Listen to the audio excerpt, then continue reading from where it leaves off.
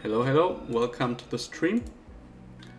Let's play some Pot Limit Omaha 200 today. Pool is looking okay, so let's get started.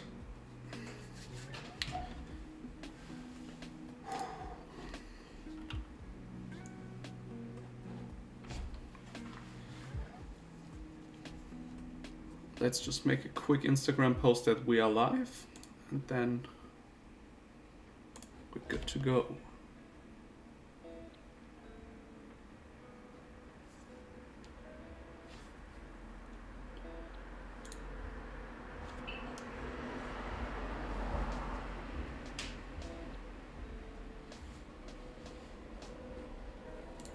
Queen 10, 5-4, we open raise.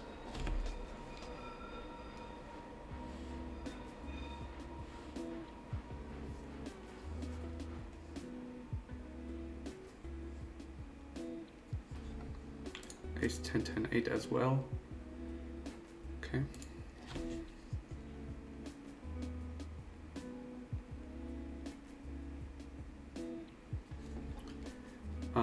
EP versus big blind, I see bet my entire range.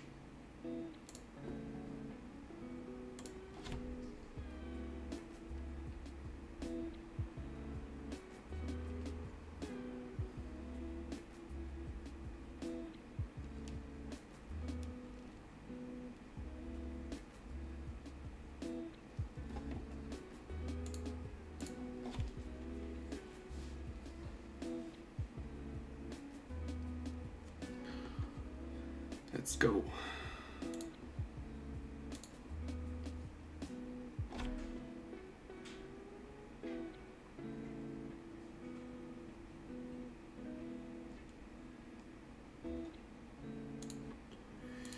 So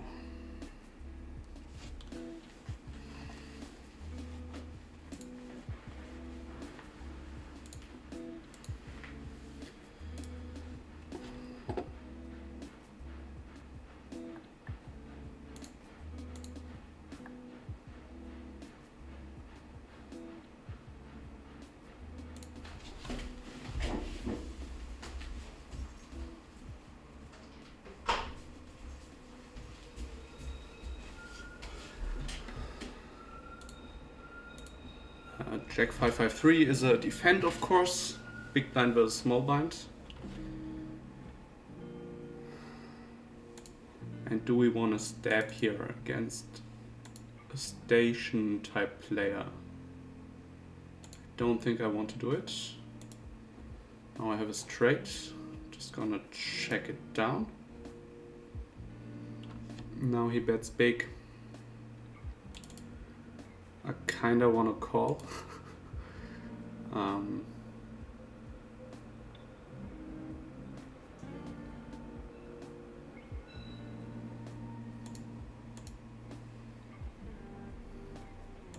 But I fold.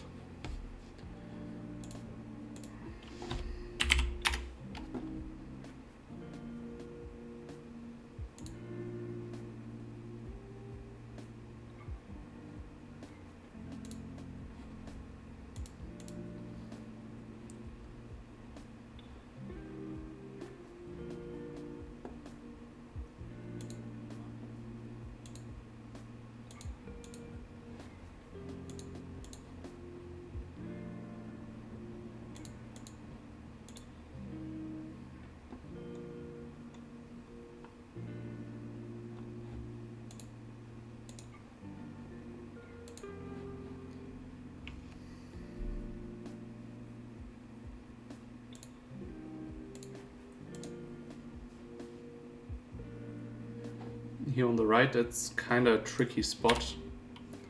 Big blind versus small blind.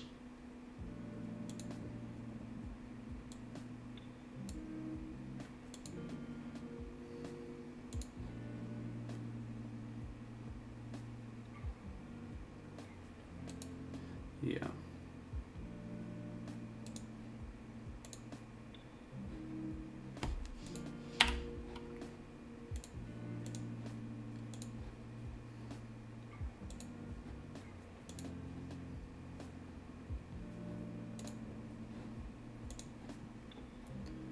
We face a 3-bet by the big blind now.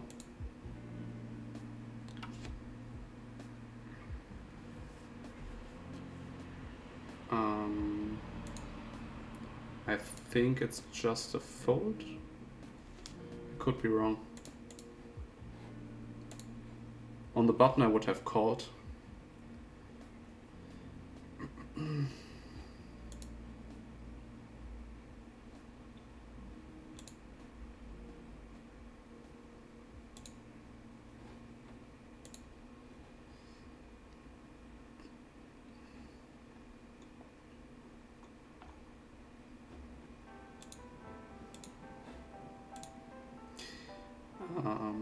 Not folding against, not calling, I mean.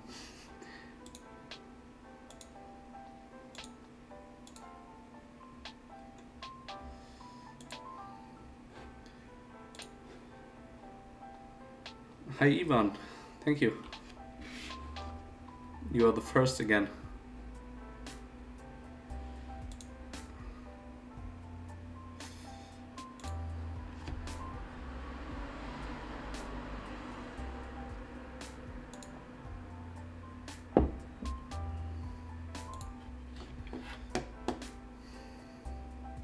Ace King 8 is a nice hand.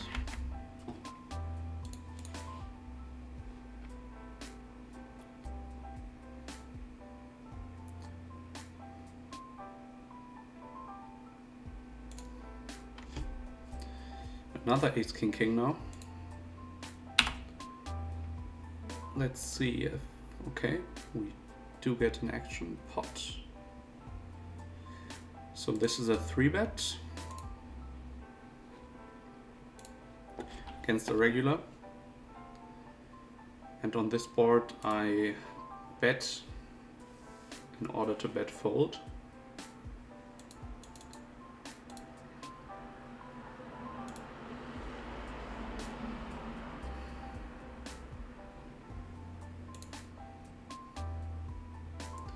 But yeah, this is already very tricky. I think I can c-bet my entire range on the flop, but I'm definitely unsure in this instance. Easy fold, of course, now. And I'm bluffing on the right. Works. Good. So let's mark this hand that we just played here, Ace King 4.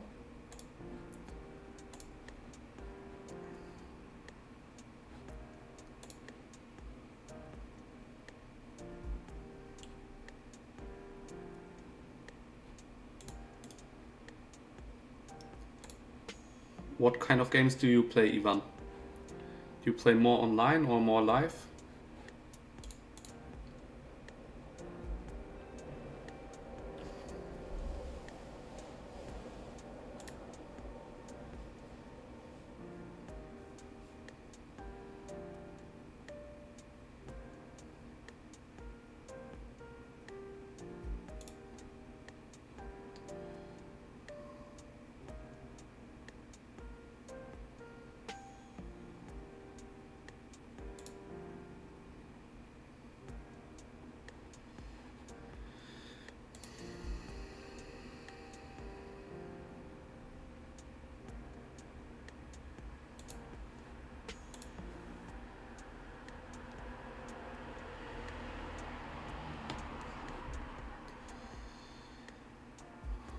Beautiful hand on the right, Ace King double suited. Now on the left, we could try to check raise as a bluff. I'm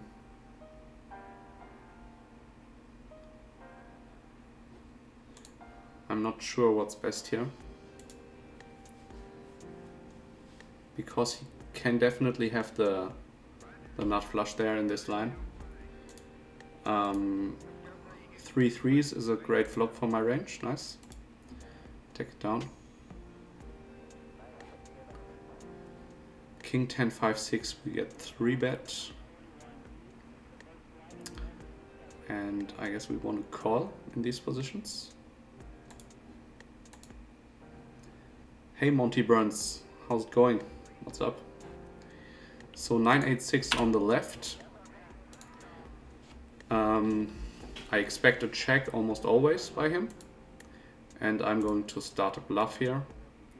We block the straight with the 10, also a club of course, and the 6. And at the same time, if we get check raised, it's not a big deal. We can easily let go of our hand. Yeah, this big sizing isn't a thing. He should check raise smaller if he wants to include some bluffs. But yeah, that's fine. If he flops a monster there on this, yeah, it happens. It doesn't happen very often, so I'm fine if I bet fold there.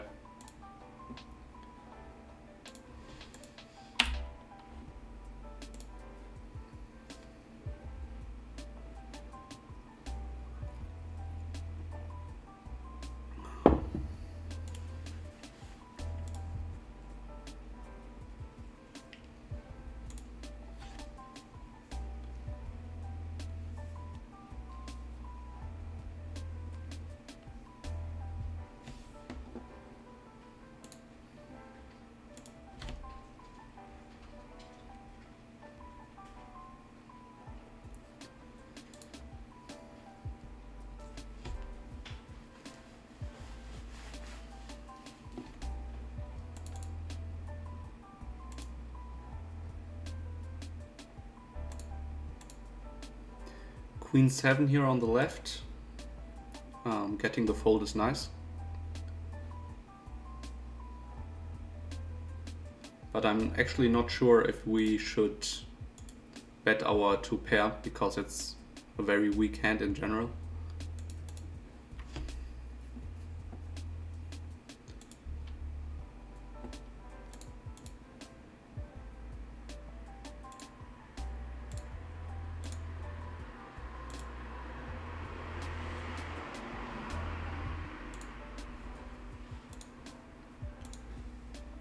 What kind of stakes? Regular tables.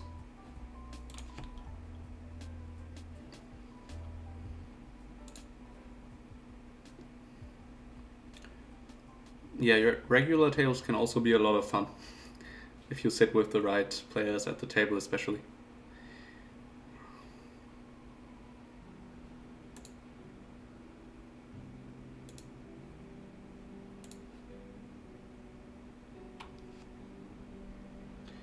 On the left, I'm going for a range check, I would say.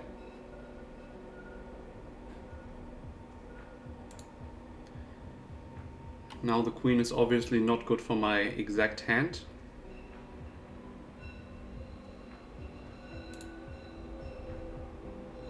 But a lot of queens in his shoes will bet the flop. So can I go for one more street of value?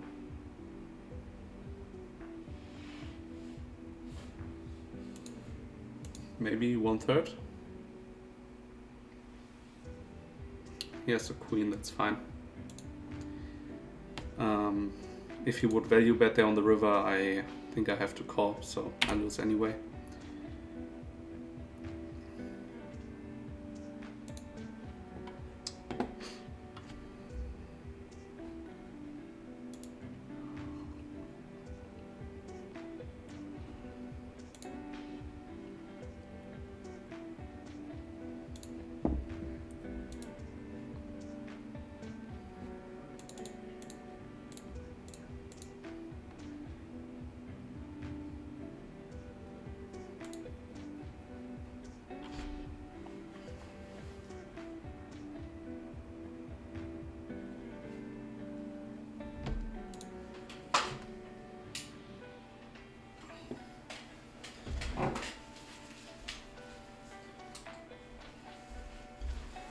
Quickly changing the lights here, and we get let into on the right.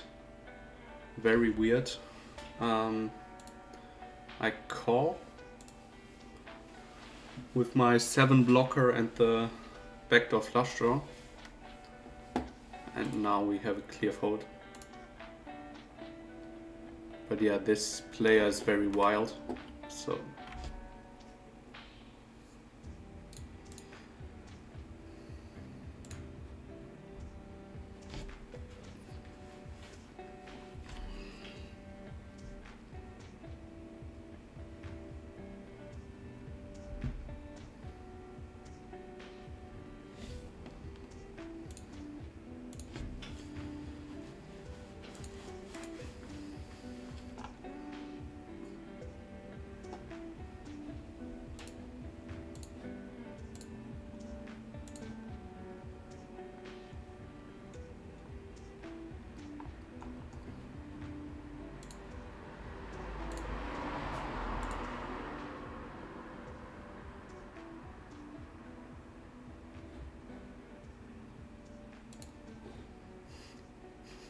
Hey Gingonelli, thank you for the good luck wishes.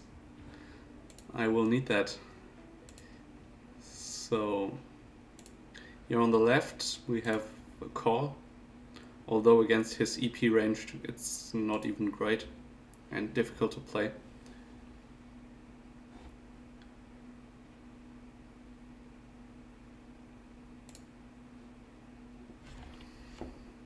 So if I had a diamond I would check raise bluff, I think. But without a diamond I have to fold.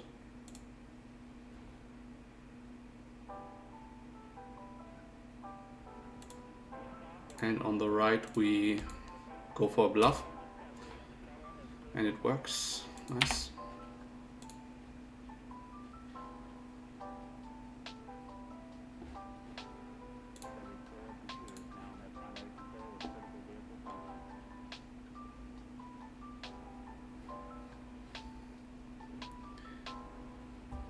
Yeah, PLO 50 to 100 Ivan is like, yeah, very close to what I play. Do you also play on PokerStars?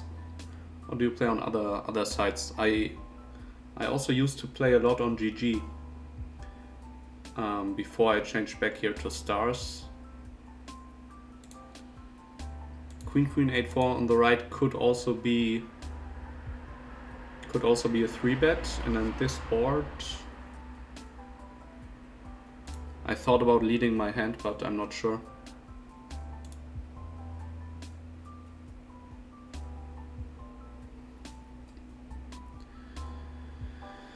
So we block this trade.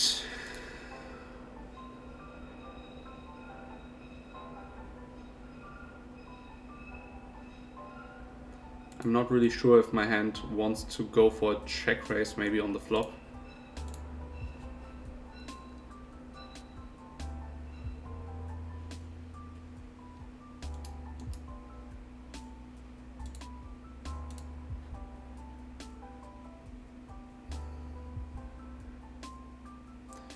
Because now on the turn it's, yeah, very difficult.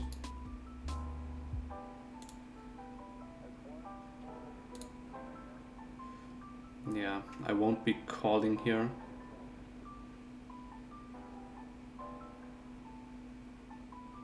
Actually have double gut shot and the 10. Yeah.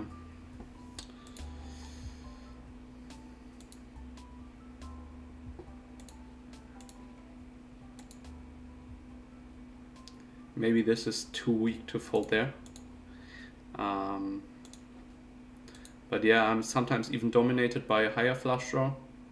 So there are definitely some reverse implied pot odds. Yeah. And most players, yeah, struggle to find bluffs there in this line. C-bet flop and then full pot turn with a bluff. I mean, I only do very well against a complete bluff, like with some straight blockers maybe, but yeah. Yeah, maybe I should just call there. What kind of solver solutions do you use for training? Yeah, I also use the PLO Mastermind. I think it's, yeah, the best idea to get started or to start the learning process.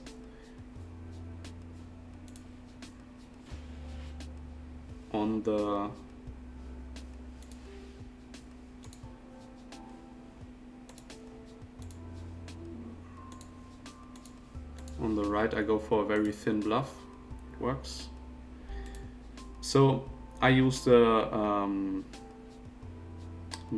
web app trainer from the mastermind. And before that I also used the Manca solver. And in the mastermind there was a sim bundle that you could buy. And I bought that and used that for the Manca solver, and then turn solutions I can do in Manca solver myself. But there are also many turn solutions in the web app from the mastermind now. So I think if you just have the mastermind subscription and the PLO web trainer, that's very, very good.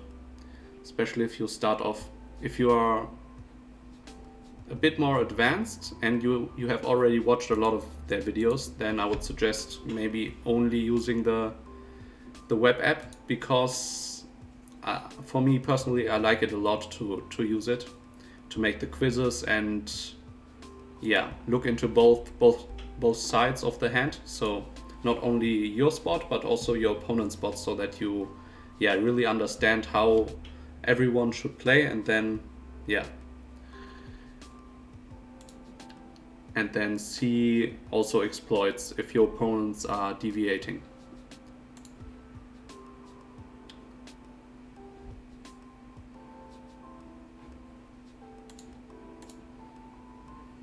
But yeah, I also started in the micros.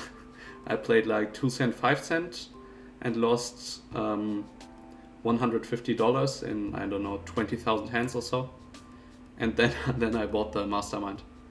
And then I saw what I made wrong.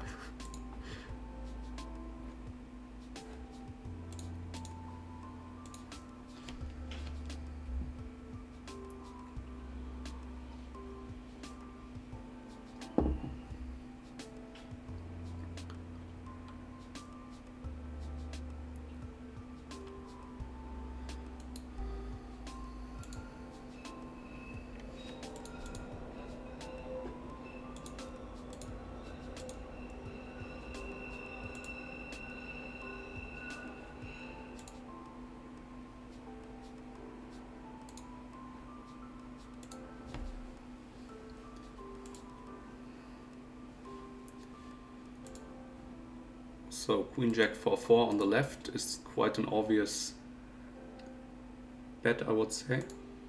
And on the right we value bet. Turn a deuce. Let's just go with 1/3.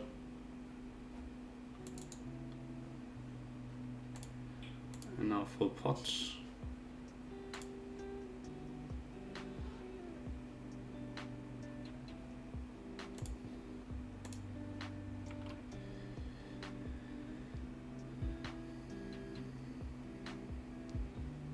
And get called, nice.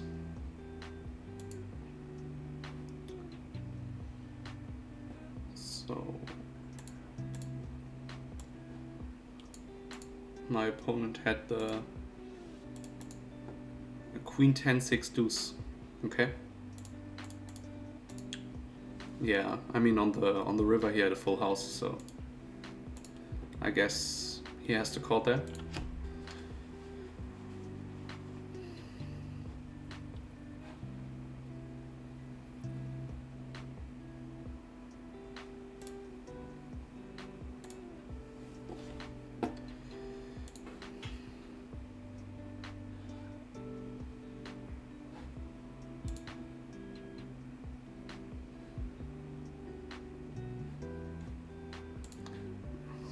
Thank you for the good luck wishes, Jacob Tarasov and Kirshi.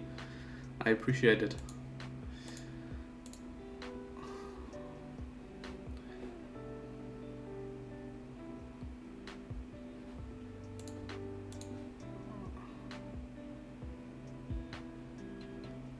Write your stats, please.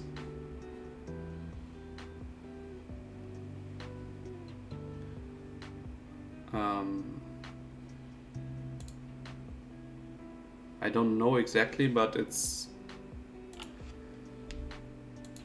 gonna be somewhere around like 23-15 maybe. 23-15-5 or something like that. So on the left we 3-bet and get a very bad flop, so we will give up here.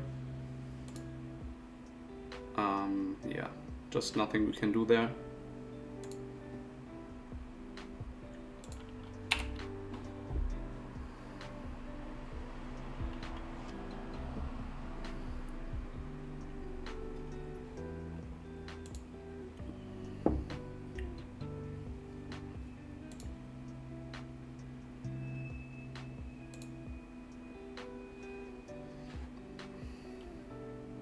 I have played PLO for 4 years roundabout, I would say. Probably 4 years.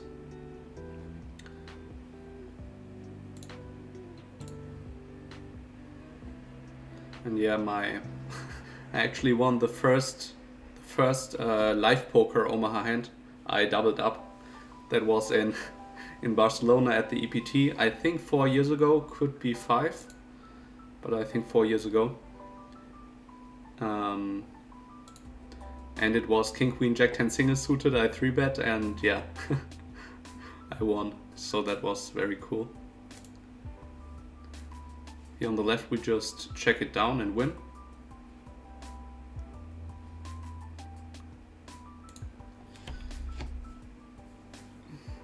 And then shortly after the Barcelona trip I bought the Mastermind subscription and then hustled for like, I don't know, 2-3 weeks and consumed the content like crazy to get better, because I was basically a fish at the beginning, as everybody is basically.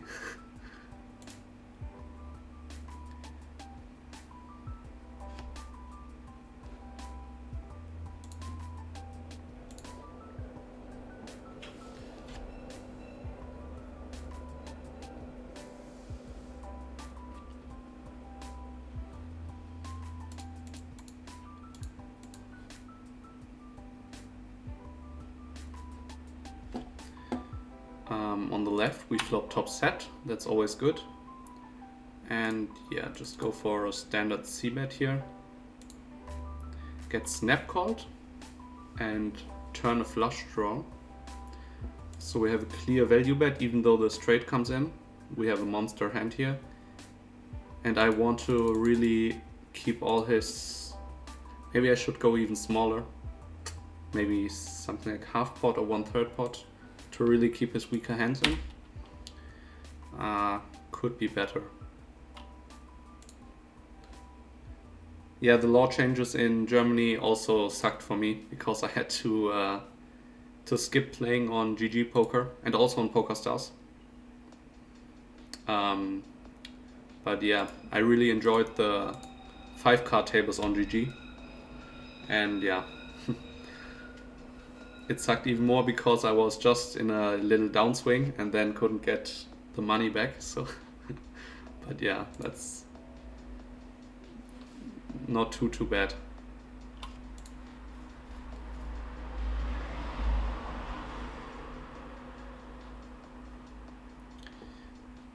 Do you 100% adhere to the GTO preflop?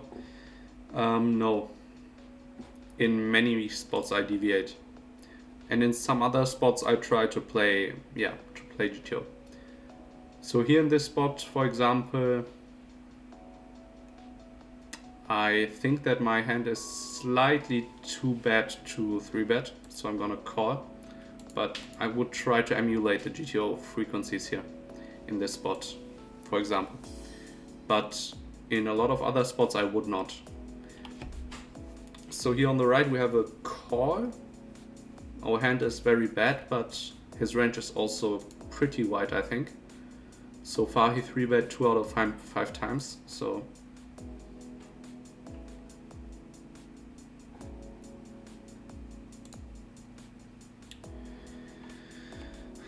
Against a half pot size bet, I think I have to call. I can turn a 3, a 6, a jack, a diamond, or a 7. So I could still have the best hand here, because he 3-bets. He 3-bet 40% so far. Yeah, I think I have a standard check back. This river sucks, of course. He's gonna make the best hand and he's also gonna bluff me, so yeah. So in this case a turn bet would have been good, but yeah.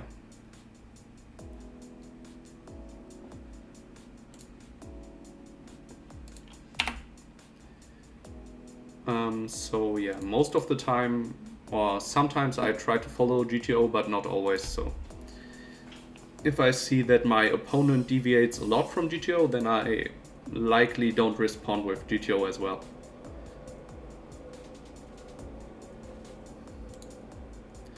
No, I don't have a coach or a staker at the moment. I mean, my coach would be the the mastermind, but no, like, not really a coach.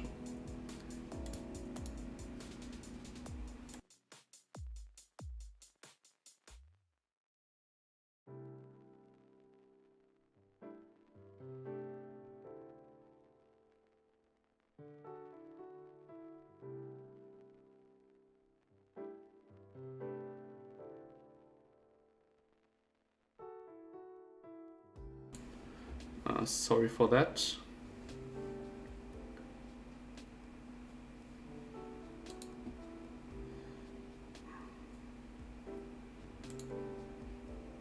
So ace jack 10-8 on the left. I ISO 3-bet and I'm not sure if this is good.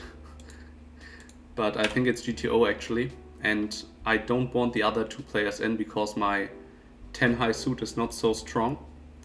And now I can use my very strong range to, yeah, bet half pot and hopefully make him fold. Nice.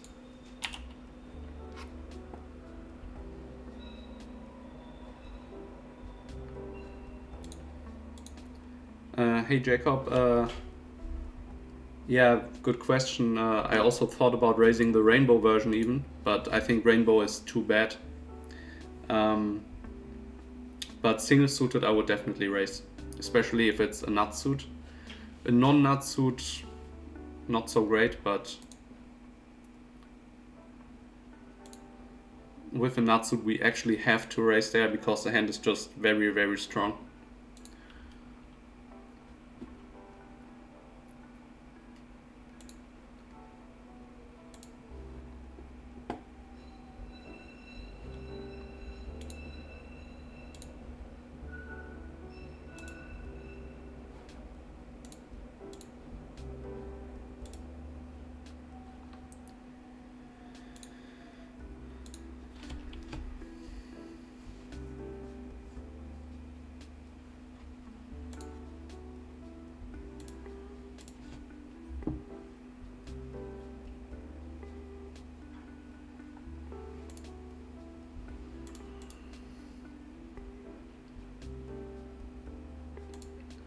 Um, 3-3-5-4 double suited. I'm not sure if that's an open. Probably not, if I think about it more. I'm checking pretty much my entire range on this flop. And I can also check raise against him. Now he checks back and I'm gonna go full pot now.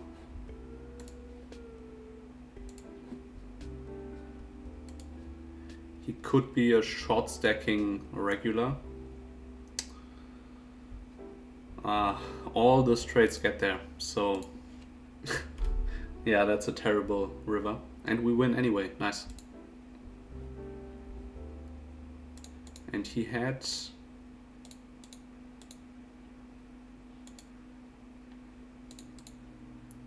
ace jack 10-9. Yeah, I mean, I think he played his hand fine. It's could be strong enough to bet the flop. I would have check raised in that instance, but yeah.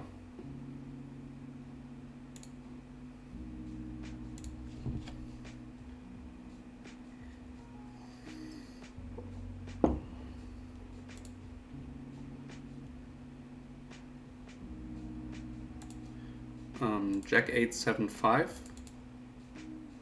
I'm going for a 3-bet and get 4-bet by this dude. So interesting hand here. He did 3-bet 1 out of 1 time and he V-pipped 3 hands by raising, so could be a maniac. And yeah, we flop open-ended and top pair. This will be good enough to stack off. Hopefully he doesn't have a club draw. Let's go. Big pot here.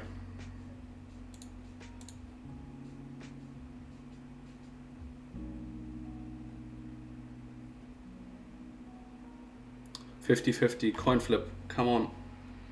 No. Ah, what a nice turn and then the river. That hurts.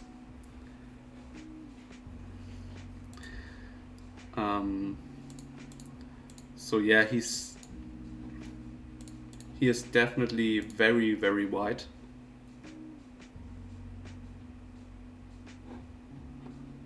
And now we actually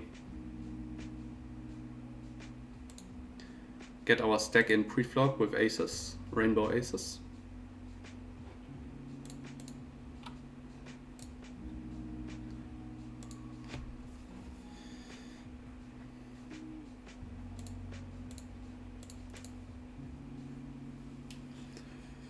Oh, he folds now. Wow, that's really weird.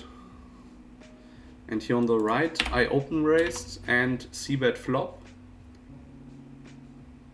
And now I'm going to, yeah, check on the turn. I guess I have showdown value, so don't really need to go for a crazy bluff. And now he made a backdoor flush. Props to him. So yeah, I will just do a quick note here.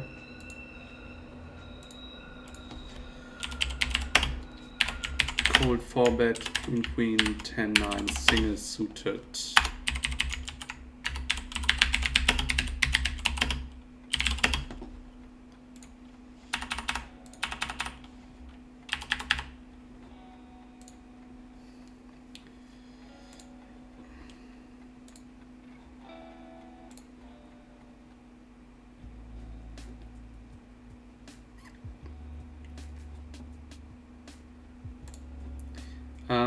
Kirshi, I'm not active on Discord at the moment,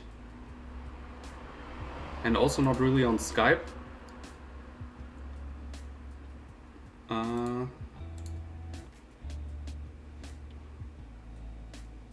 But you can contact me via Instagram, for example.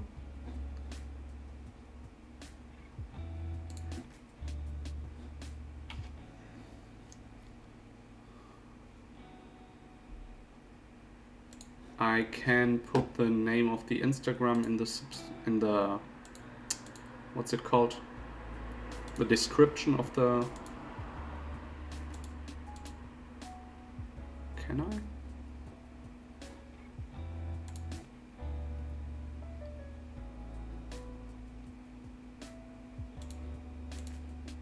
So it should be in the description of my YouTube channel. Yeah. Yeah, I have to improve on some technical stuff around the stream. For example, I cannot see exactly who's watching the stream at the moment. I would like to know that. And also a few other things that I need to improve on.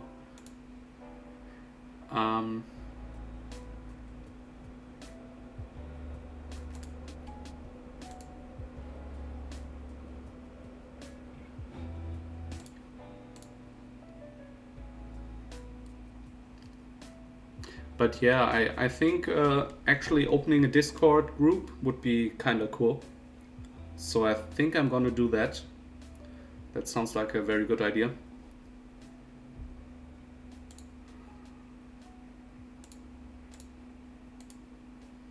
So we flop the nuts here. And my opponent looks like he's very aggressive. And I also block top set with the 9, so that's a good candidate, I think, to just call. And maybe he will fire off with a bluff. I mean, most people don't bluff without the nut flush blocker, right? So it's unlikely, in my opinion, that he's going for some crazy bluff, but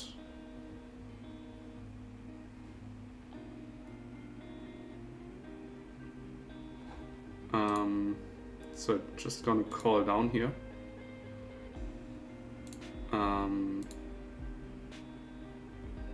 And hopefully he bluffs the river. No, he doesn't.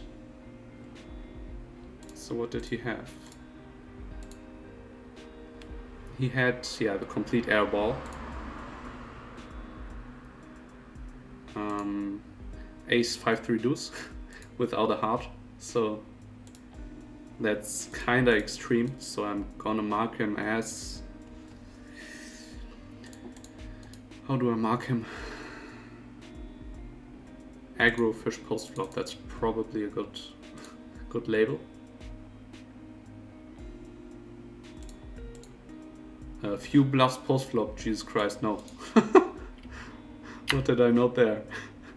It's definitely not few bluffs.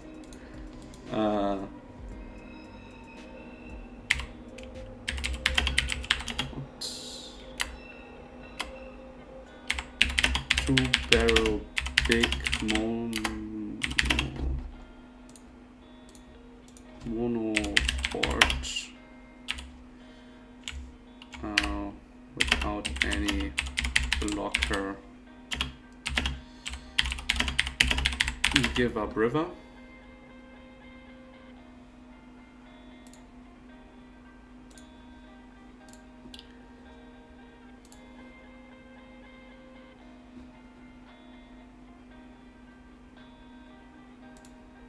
I don't have a stream schedule at the moment. Maybe in the future, but yeah, for the moment, this month I think I will stream sometimes. Actually, let me put the graph here in the...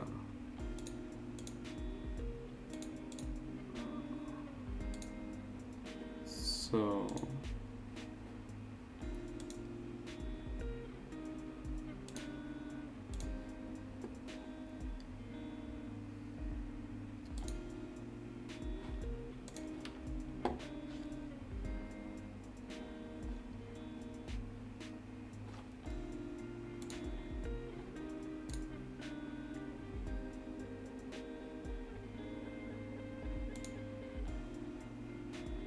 There we have it. Okay, good.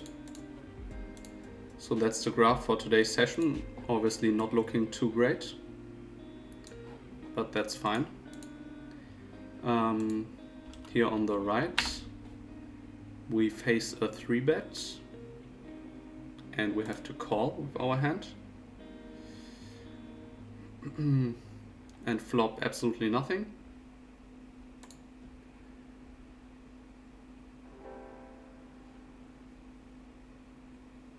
On the left, against his player profile, actually this is this spot here. Let's show both tables. On the left I value bet my 10-6, and I actually go for block bet on the river, trying to get called by a worst 2 pair, maybe a stubborn king-king. And on the right, I'm not attempting a bluff here. Even though it's kinda tempting, of course. He might even have ace high, it's possible.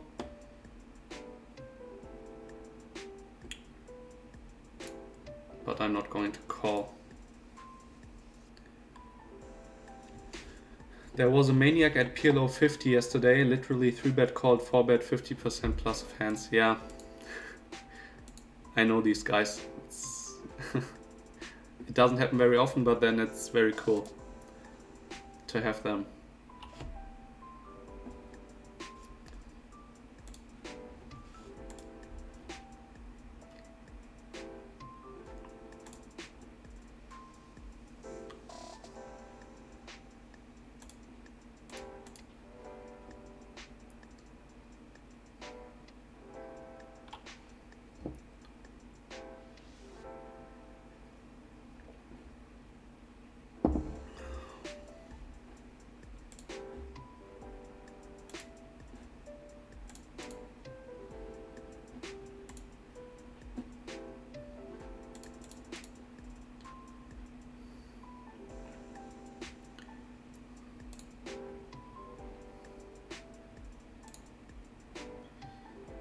Ace King Jack 5. Can I bluff on this turn?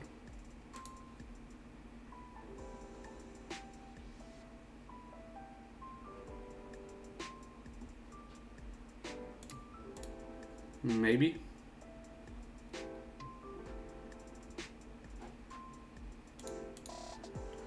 So I can still make a straight on the 3. I have at least a 5 of spades. Maybe I want to block a 6 or a 7, so this is very wide. Maybe too wide. But I think for him it's also very difficult to defend there. Like if he checks back the flop, which hands are really happy to call a pot size turn bet?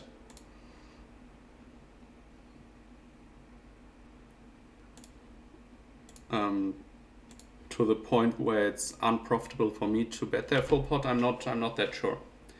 But I think in theory our hand would be too weak to bet there full pot. King 9 7 5, I would say with the low flush draw I check back. If I had a higher flush draw I would c-bet, I think. But here if we c-bet we really run the risk of running into a higher flush draw. And that's obviously terrible. At the same time I can have an easier time bet folding.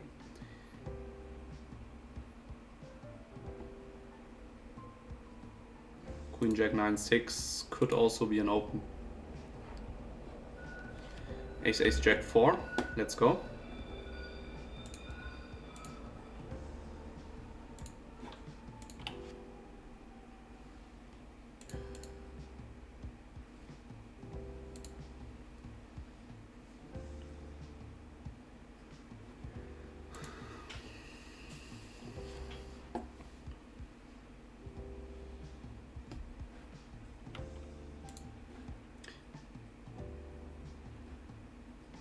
Alles klar, Kirschi.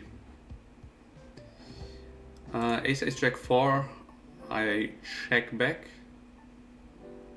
and I have to call the turn.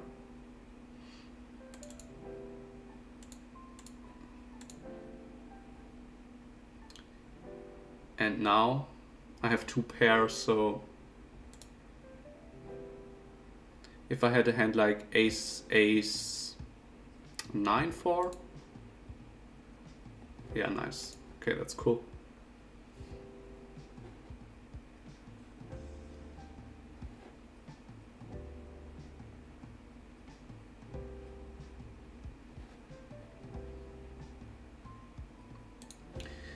Hello there, could you please recommend any courses or sites where to study PLO? So I only know one site, or I have only used one site, and this is the PLO Mastermind.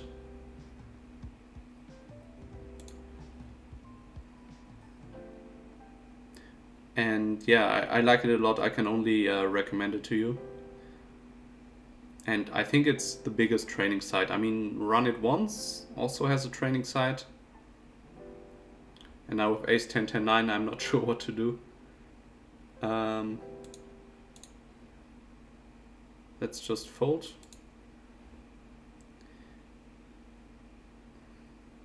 But yeah, the PLO Mastermind is really great. They have a lot of videos, also theory videos and then practical ones. So I'm really yeah, happy with that. Now on the right, if he checks to me, I bluff or try to bluff, and I will represent a straight. And a straight I would bet for half pot. So let's also use this sizing here. And we try to fold out pocket kings, pocket queens, maybe a naked 8 even, but yeah, this time it works, nice. What do you think is the difference between regular at PLO 100 and PLO 500?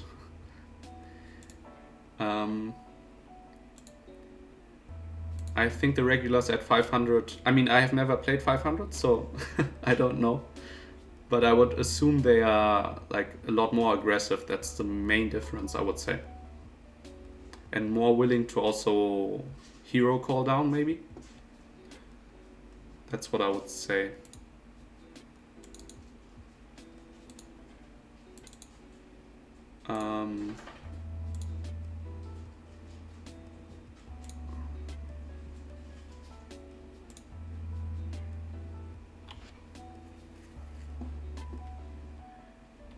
And then they are probably also better at like reading statistics and trying to exploit people. That's what I would assume. So here on the right we have an interesting spot. He open raised small blind, we called, then he c-bet like 75% on the flop, and now he full pots on the turn. I think we have just a call. And now on the river we try to show down our hand. Nice, and we win against ace-8, that's cool. We could even think about jamming the turn, but I think it's too thin. Here on the left, I open raise and get called and go for a c-bet. Okay, he check raises us, yeah. Very big also, quite big. I'm going to fold. But yeah, with all my backdoor draws, I think that's a good c-bet. Wow. On the right, we get to cold 4-bet rainbow aces.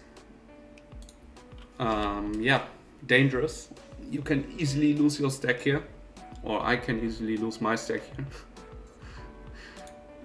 Yeah. Only one option on this flop, full pot. Full pot it is. Let's try to hold. That's not looking too good. Ooh, nice. That's a nice run out. I like that.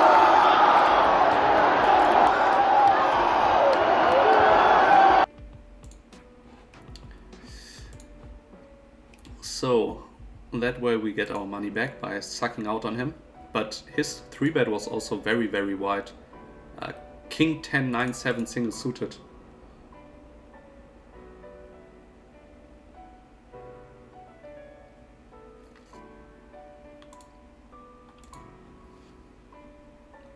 Yeah, very wide. Probably because the other player was kind of weak. And I will sit out on this one because I'm not that comfortable playing so deep.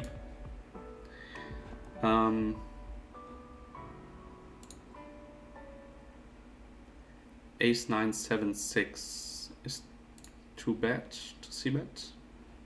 On the flush board, when you had ace jack 4, what would be the bottom of your value bet range on the river?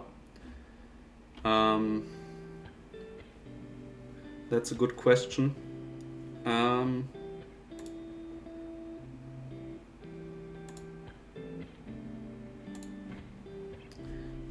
Probably ace king without a flush.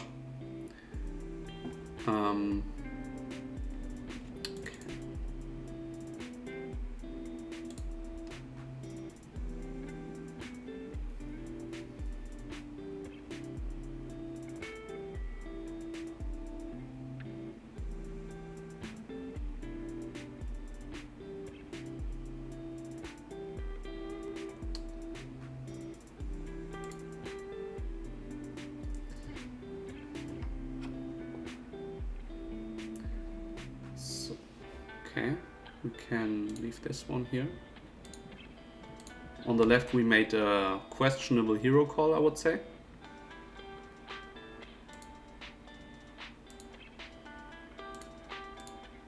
But yeah, it's certainly, or most certainly, GTO to call the nut straight there.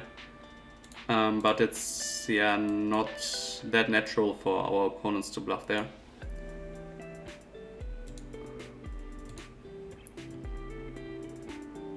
So I think Ace-King, the nut straight, is the bottom of my value bet range there. I don't need to have a flush to value bet, but I think going thinner than that is too thin.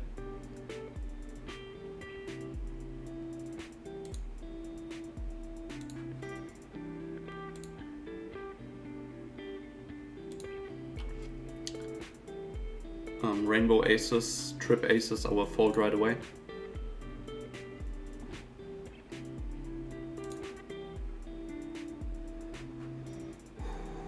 So let's update the graph.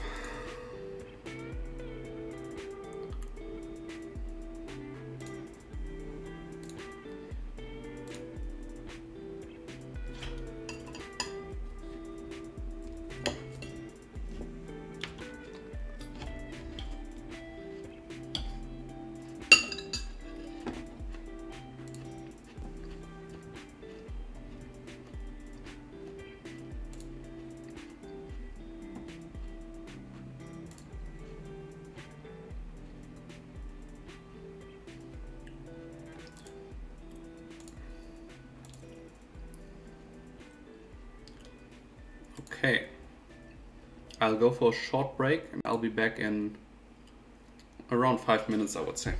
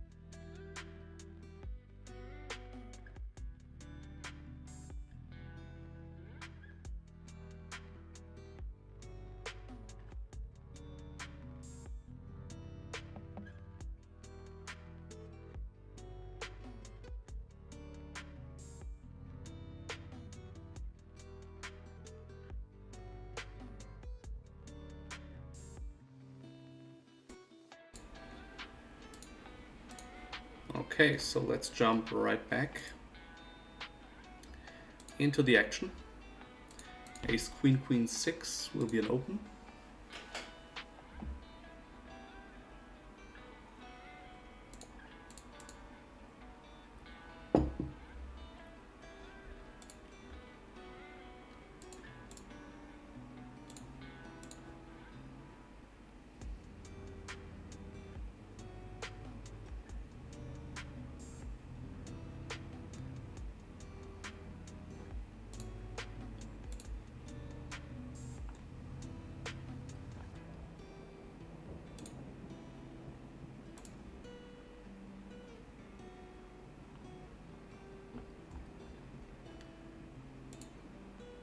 Okay.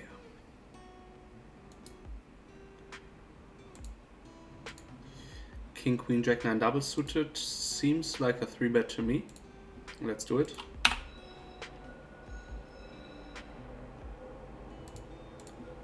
This guy folds a lot to 3-bets. Interesting. There are not many players who fold a lot to 3-bets.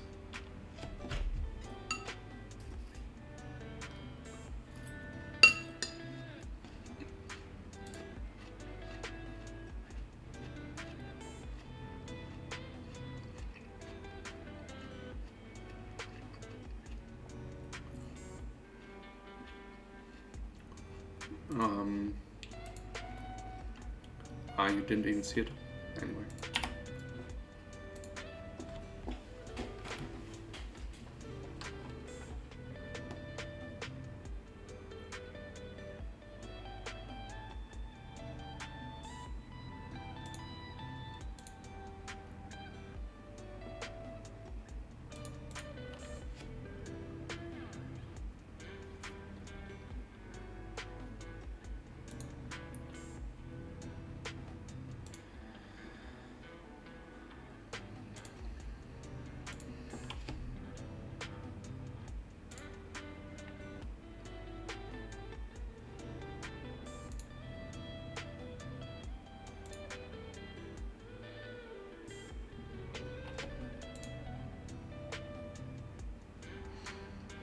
Yeah, not many interesting hands going on.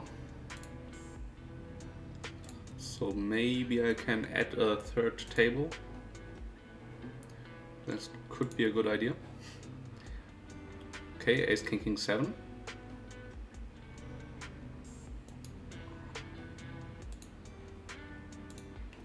We get a walk.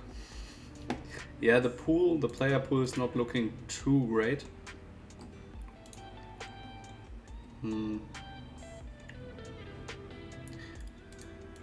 Here we have a limper on the left. I'm going for a raise for sure with this hand. Check folding now.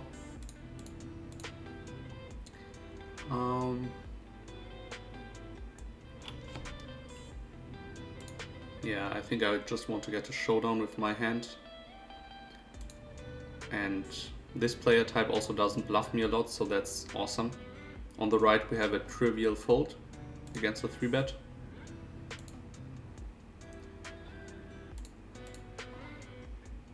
And he limped Jack 10, 9, 6 monotone. Yeah, obviously a very loose player there. And we flop the bottom straight completely naked.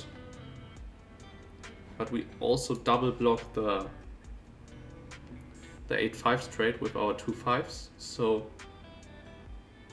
yeah, let's go for a check back anyway. Now 8-9 gets there. Okay.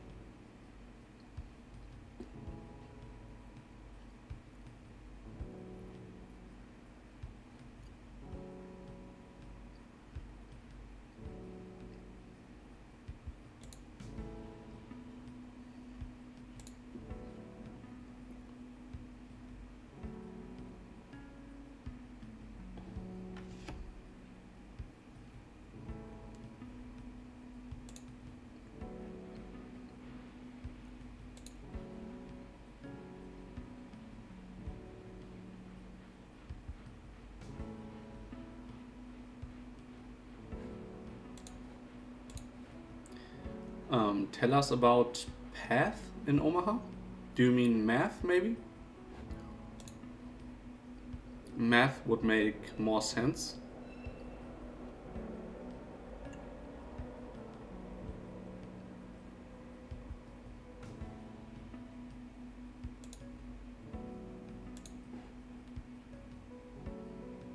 So, yeah, what can I say about math?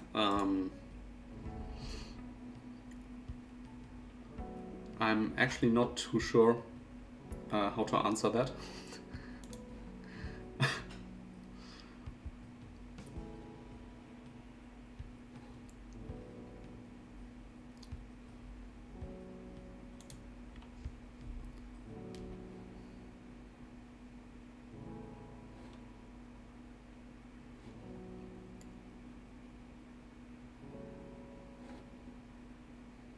We have a player here who plays a 3% VPIP so far. But we also have a short stack in the small blinds, so I'm going to fold.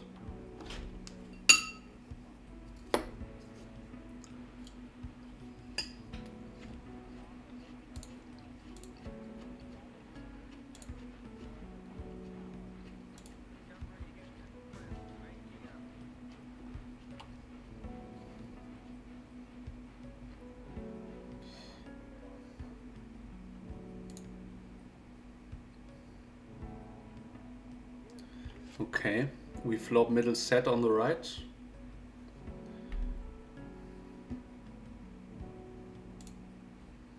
And we face a c-bet. He should not have a c-bet range here on this flop. C-bet out of position is 43, okay.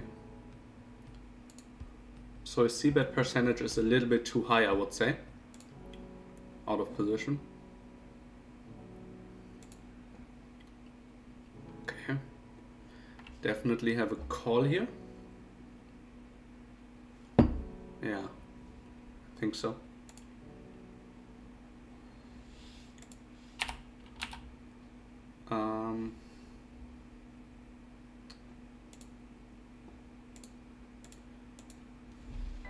Here on the left we actually have a 3-bet. C-bet turn 62. Okay. C-bet river 6 out of 6. So he seems also quite aggressive. So I'm just going to call him down. The 10's blockers. Okay, nice. Catching a bluff there. Cool.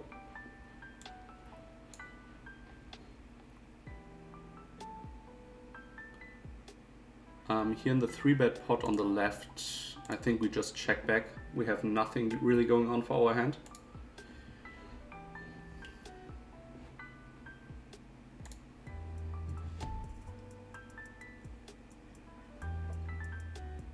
And yeah, we check one more time and then bluff a river like this.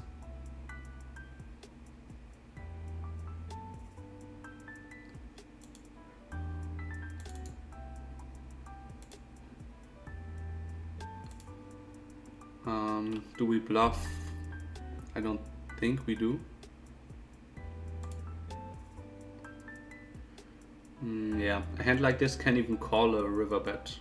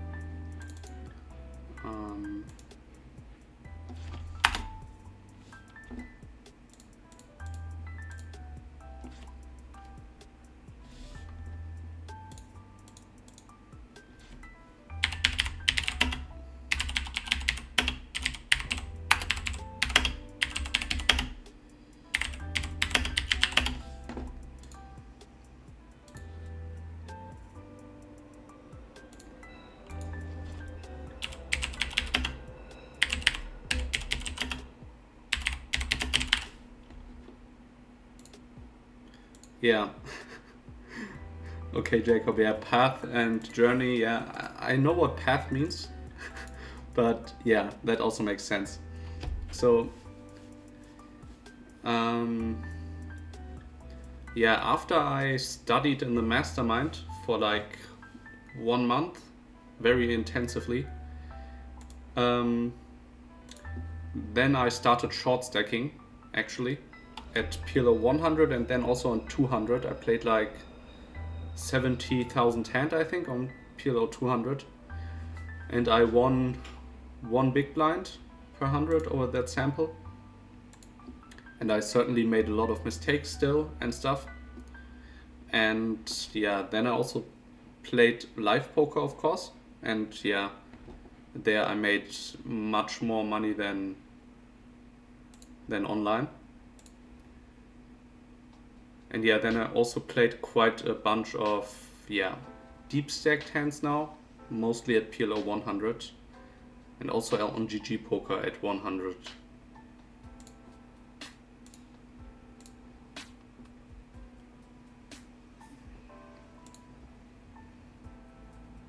And so now I try to play both online and live. But yeah, live I also play much higher stakes than online.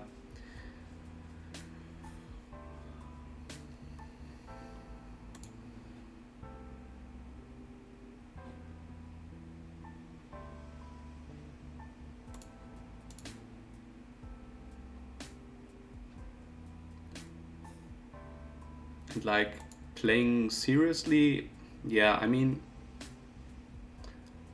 I played in my teenage days with my friends, like for play money. And then the first time I entered a casino, I saw that they were playing like really bad. So that was 2-4 Hold'em here in Wiesbaden, in Germany. And that was now 6 years ago.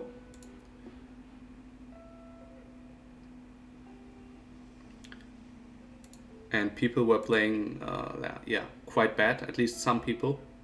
So I jumped in there and I saw the opportunity. So I never really thought that poker would be that soft. So I compared it to 2-4 like online play, which is obviously quite tough. And then I started playing. At the beginning I only had a very small bankroll, so then I started, I obviously won a little bit, and then I increased over time. And now when I play live poker, I buy in with like 1k, 1.5k at like 10-10, I would say, is my main game for live poker now. And in the beginning I played Hold'em, and now I play almost always pot limit Omaha, obviously.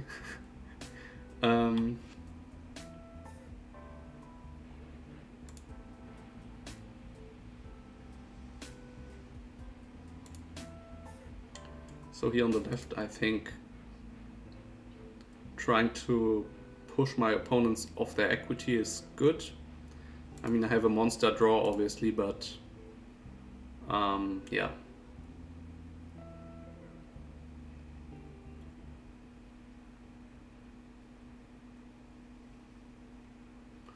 Okay, I get check raised full pot, which is fine. I just need to hit my hand. Easy call. And that's quite a good river, I would say. I will certainly go for full pot, which is an all-in, and hope to get called. Let's go.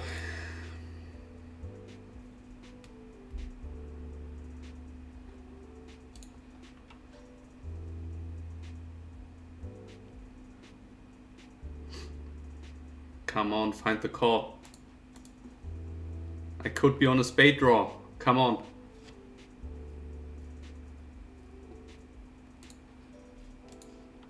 Here on the right, by the way, I'm c-betting here. My aces with nut flush draw and backdoor flush draw. And here I still want to get called.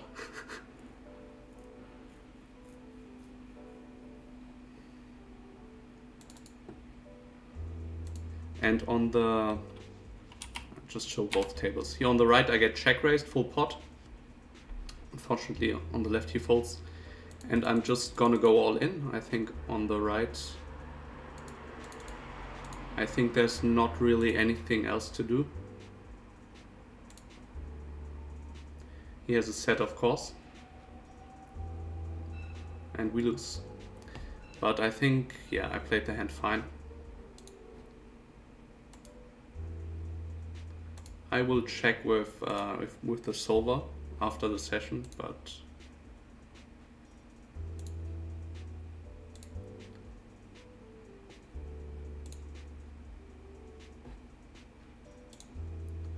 So, yeah. So I had the 10 blocker, aces with nut flush draw and backdoor flush draw. And yeah. I'm obviously doing extremely well against combo draws, and even 2 pair I'm doing very well against. So yeah, that's a bit unfortunate, I would say. So let's mark this hand, ace, 10, 6. Yeah, on the left we get a terrible flop for our hand. We have to check here.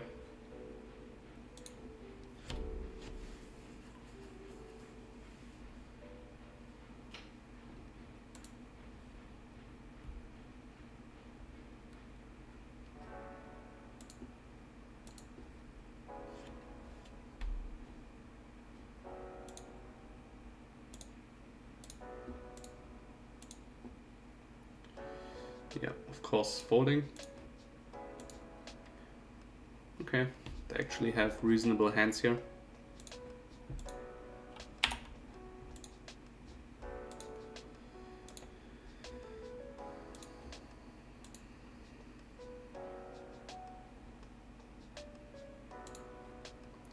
Ace king 9 double suited on the left, 3-bet, of course. And yeah, let's see what he does. Okay, calls. I think he can have quite a wide range here. And I'm going for a half pot size c-bet and folding against a jam, of course.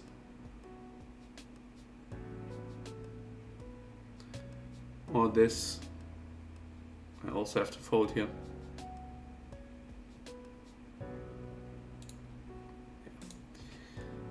A few unfortunate hands in a row now.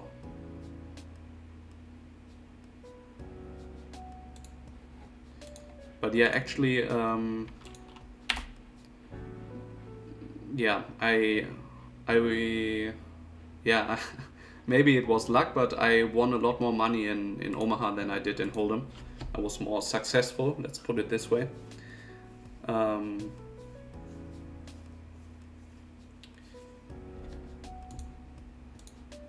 yeah, I also enjoy it much more nowadays than Hold'em.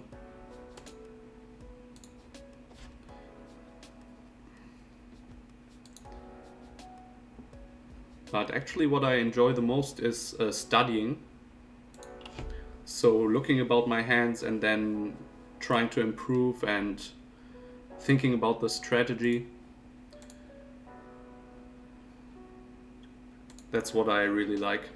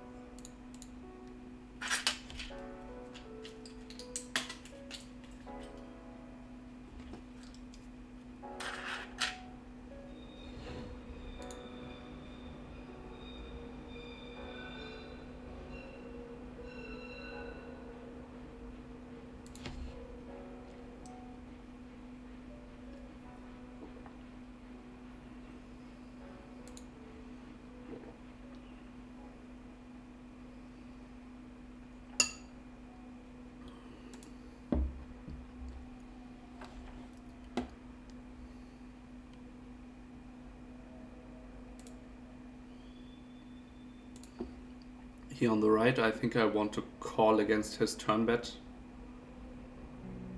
with an overpair and open-ended, and we actually win. Nice, that's cool. So he had ace king queen 9. That makes sense as well.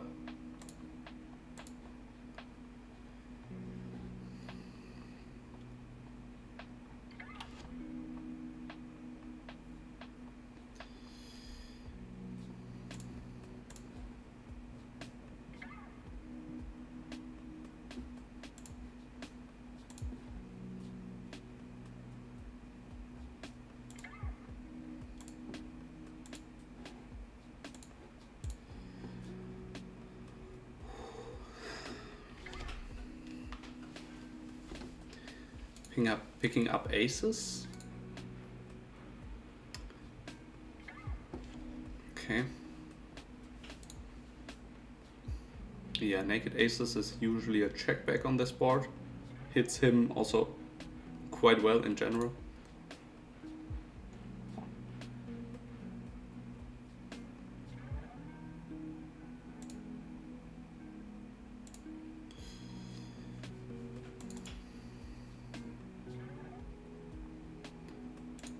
Okay.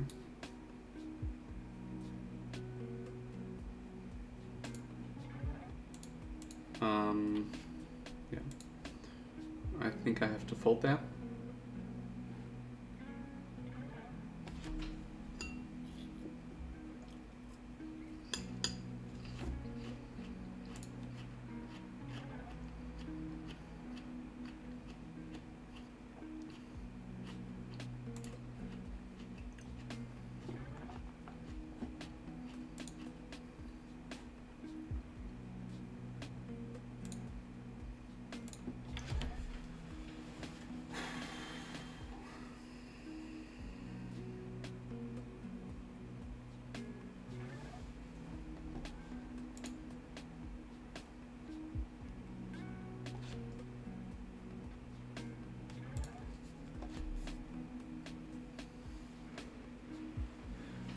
Ace queen 8-7 double suited is a 3-bet.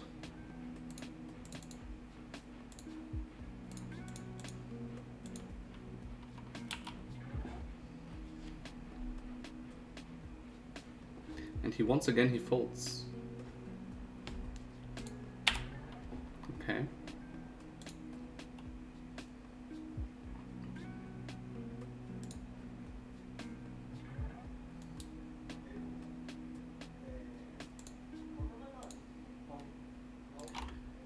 Ace queen jack jack is a good hand, but not an amazing hand. So I think I want to call to keep the players behind me in this case.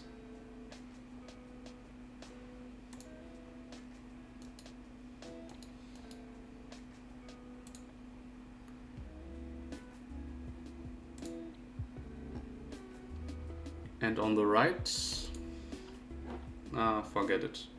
It's not interesting.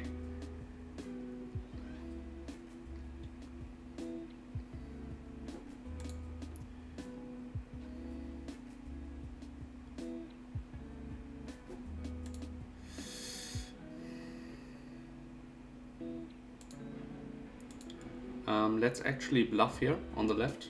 Oops, what's happening?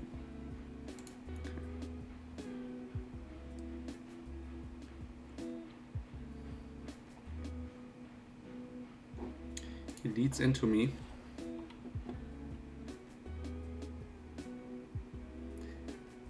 That lead makes no sense to me. Obviously going to call.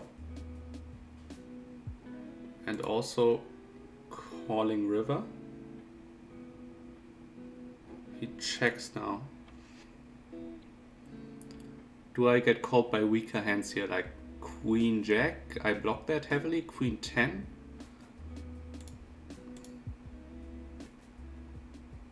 I mean, this guy just plays quite badly in general, I would say. Why would you ever donk there? I mean, check raising makes sense. When you check raise, maybe you have some slow played king queen. Okay.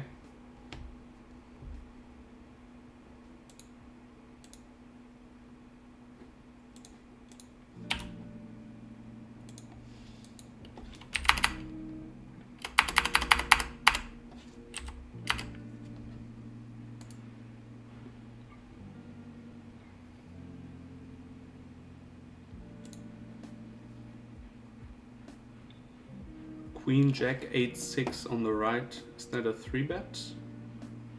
I'm not quite sure.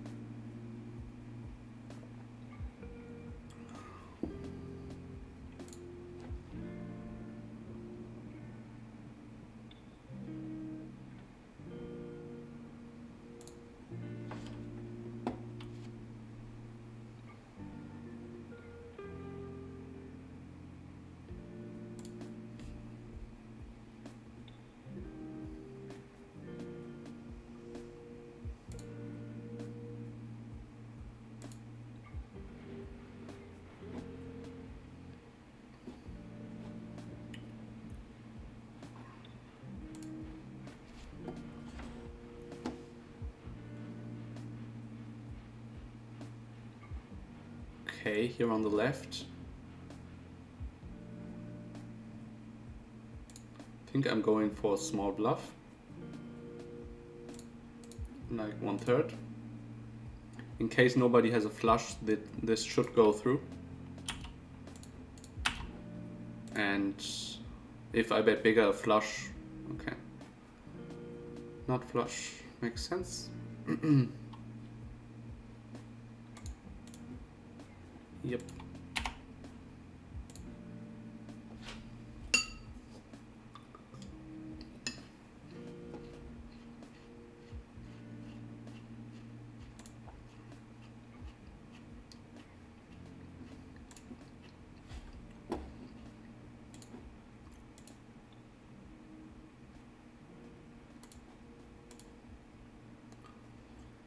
Against a full pot bet on the right, I'm folding. Yeah. His range is too strong in my opinion if he uses that sizing.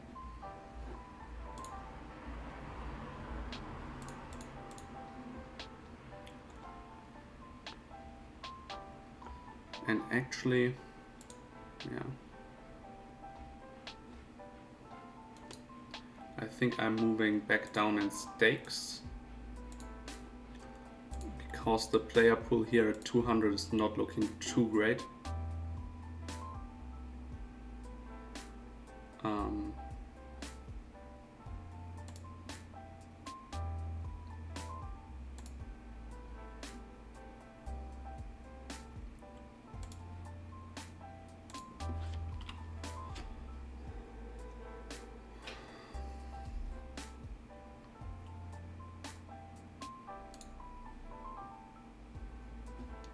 So let's close this one.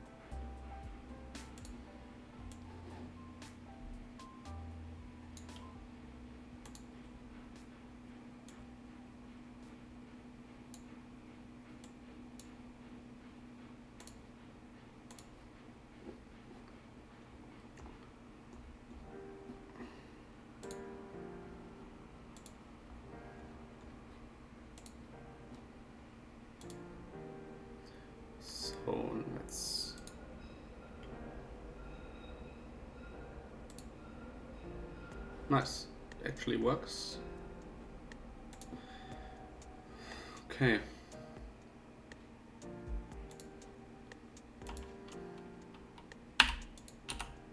King Queen 9-8 double suited. Good hand. Okay.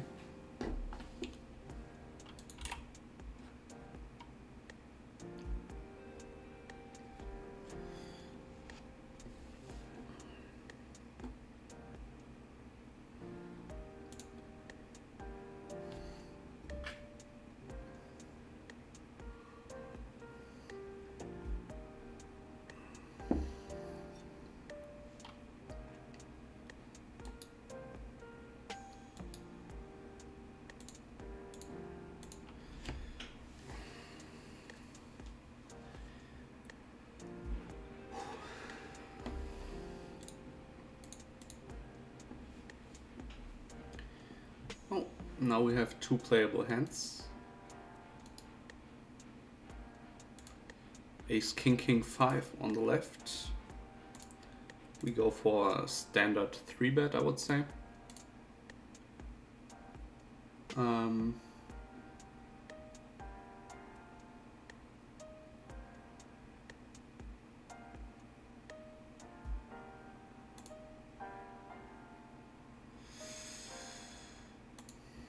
And get 4-bet. Easy fold against the 4-bet.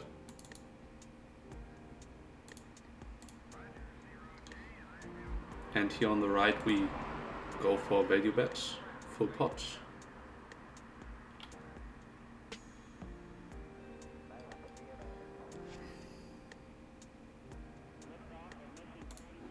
And get check raised, wow.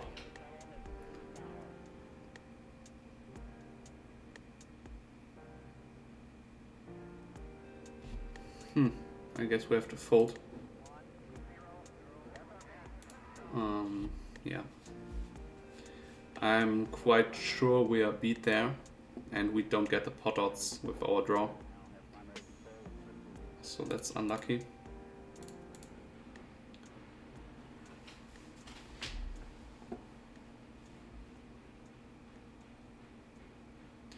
Queen 10 8 7 is a c-bet.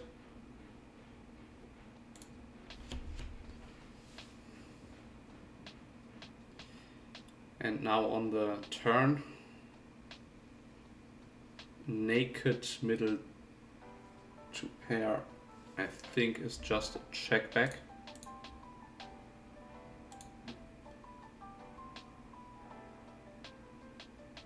And let's try to win at showdown. He actually turned top set, okay. Good that I didn't barrel. But let's actually see if we should maybe barrel in theory, but I don't think so. I think we need more backup to keep on barreling there.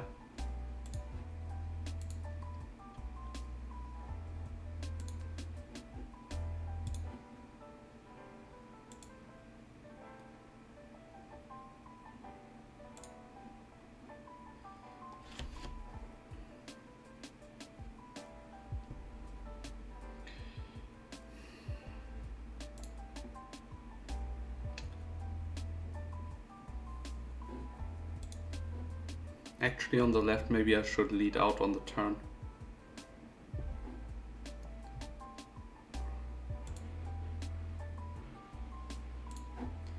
I'm going to call this bet.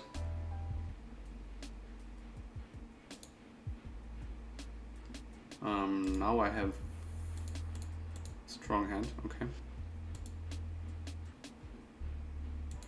Yeah, he was bluffing, okay, cool.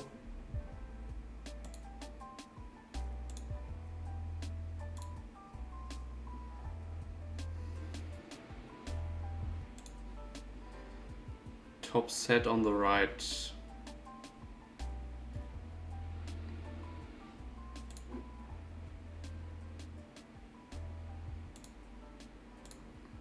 Let's go for a bet. We can get called by ace jack, ace 9 maybe, by pocket jacks, pocket 9s, pocket 5s, and also some king queen 10 type of hand. Queen 10 8, So I think there's quite a lot of value and also some protection to be gained. And we have a deuce of diamonds, which blocks some flushes at least.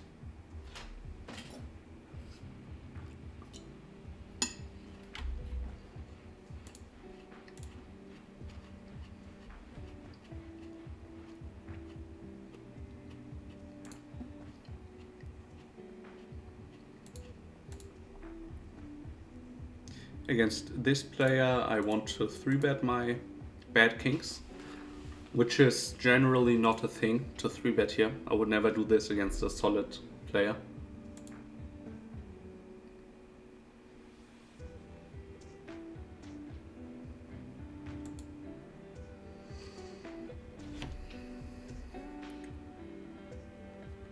Yeah, we have to check back.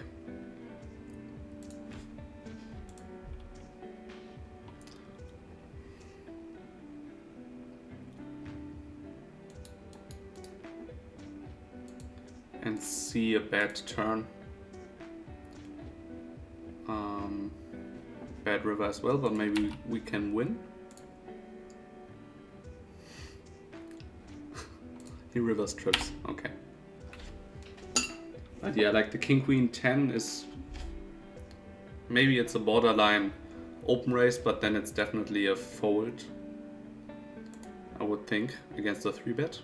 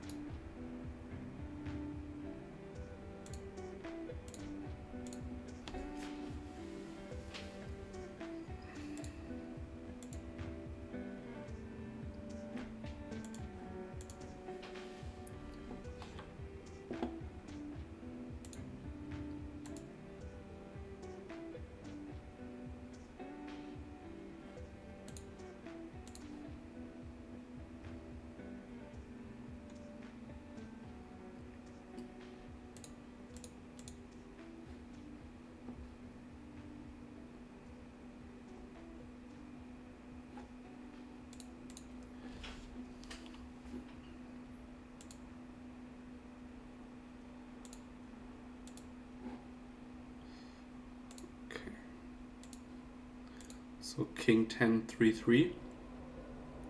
We have to call against the race, and now I'm stabbing here in position.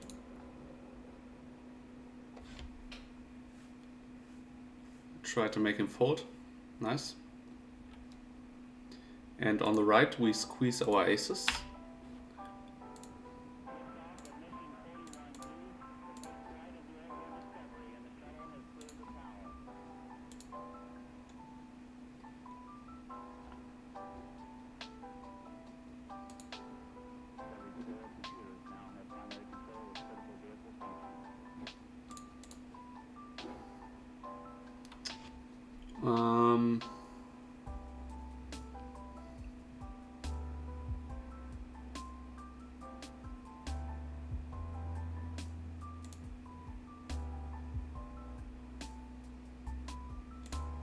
I'm going for a very small c-bet. Try to make both of them fold with my king of hearts. Nice, and works. That's cool. That's awesome to take this pot down.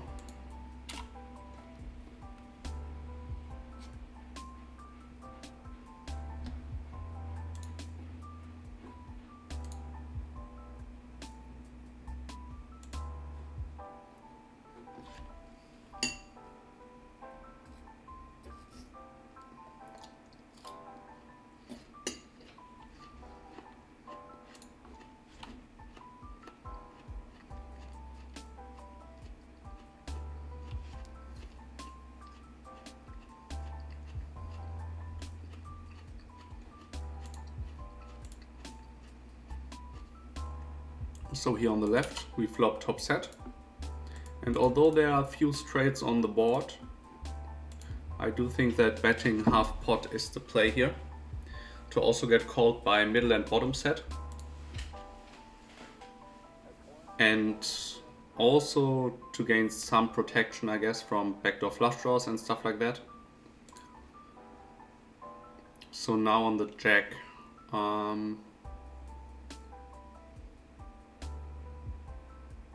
I guess betting half pot is good, to still keep his lower sets in. Obviously, if he raises us now, it's terrible.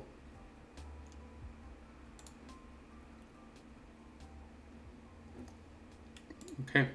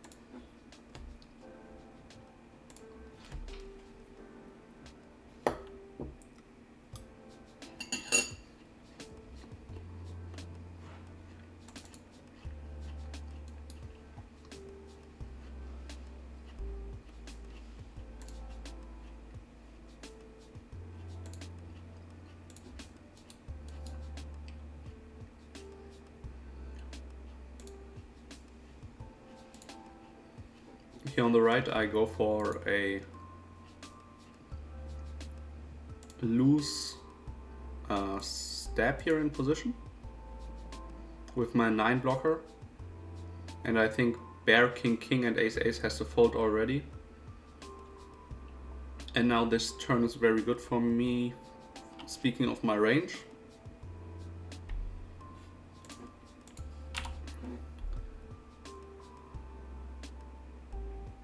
But I don't have any blockers from the board in terms of the straights. Yeah. Easy fold now, of course.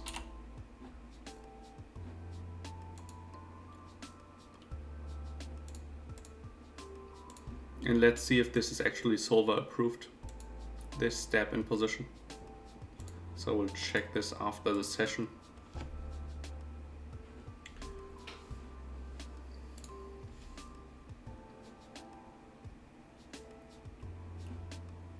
A775.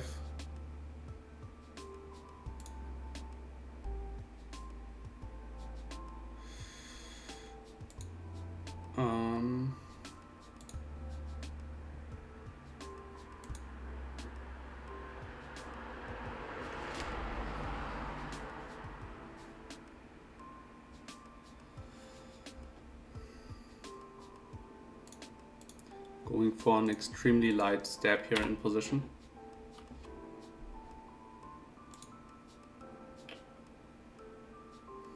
Maybe too light. But with the 5 of hearts and the backdoor diamonds, I don't mind it.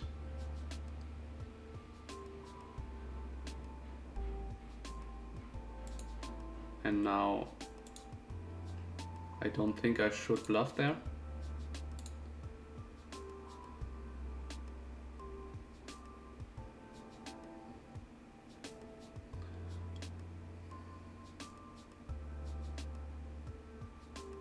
Well, I try to represent the straight by going half pot and trying, yeah, okay. It's maybe a bit ambitious because aces and kings with hearts can still hero call.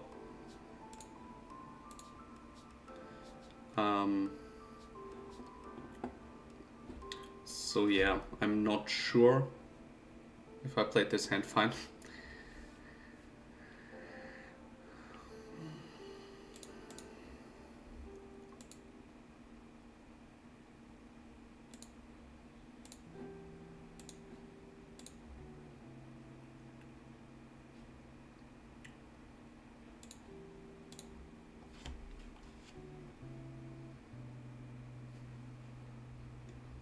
Ace King 8-6, I have to call against this bet.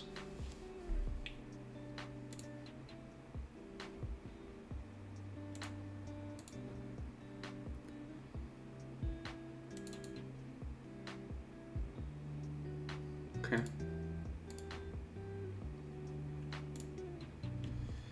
I will make a break after the next hand.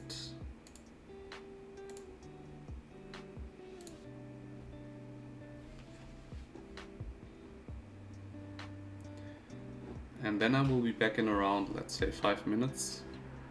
King, King, 10, 5. I think we can just c-bet. Oh, you don't see it here. Get check raised, we have to fold there. That's fine. Okay.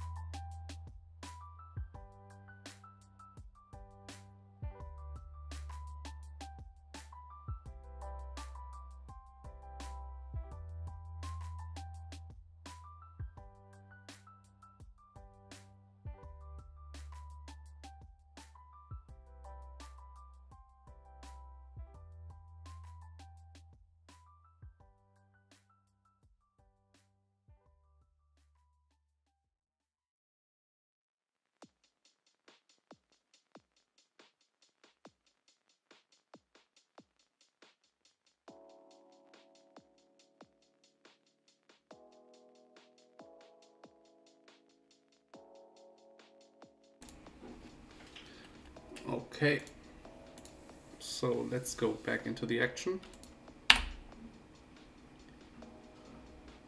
And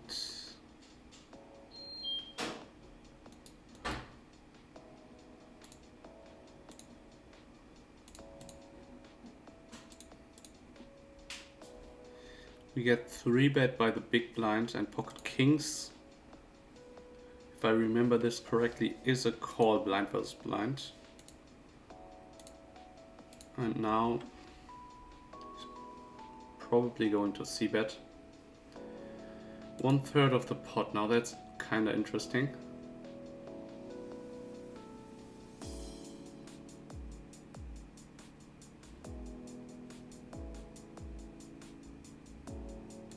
Going to call this.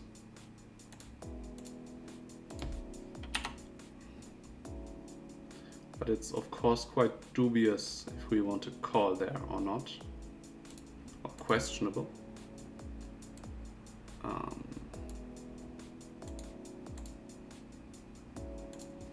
Let's hope to win at showdown.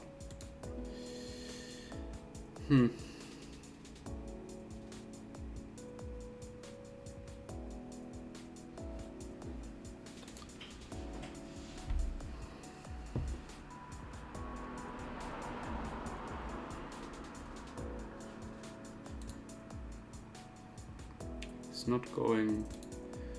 Yeah, I'm going to hero call this. He actually value bets ace queen. Wow. Yeah. I didn't think he would do that, so yeah. I have to look this one up.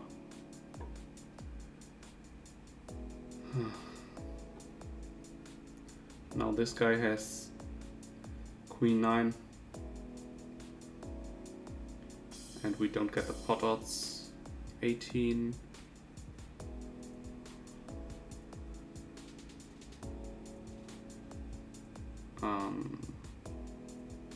I don't think we get the pot odds here, so I'm just gonna fold. Yeah, difficult spots here in this session today.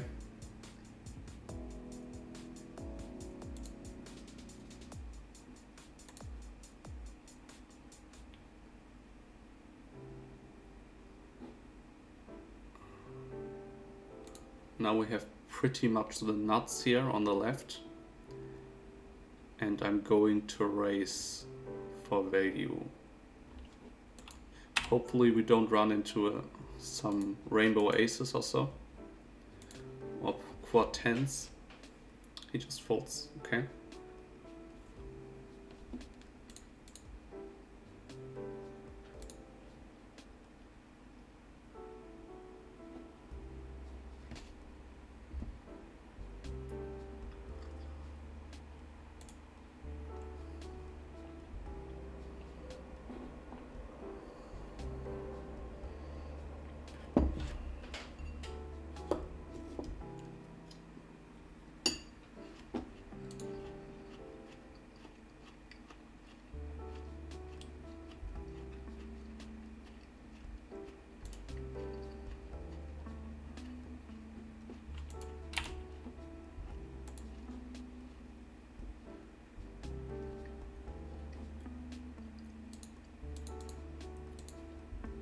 Ace Jack 8-7 double suited is a 3-bet.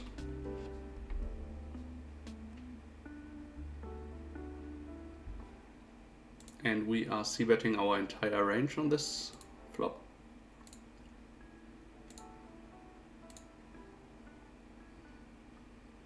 Get min raised. I actually think like this play is a thing in theory. Raising small and then sometimes even folding. I have quite a clear-cut call, and now he checks very quickly.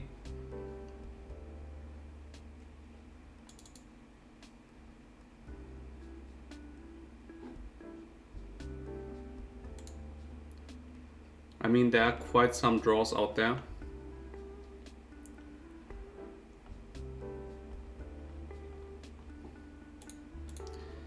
I'm just sticking it in. Yeah, okay. I was a little bit scared to run into the nuts.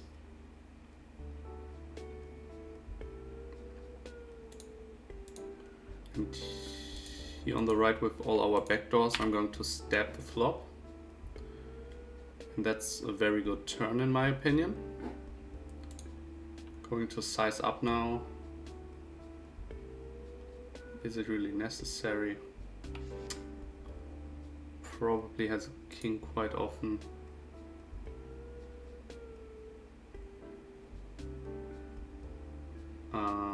Yeah, going to check back.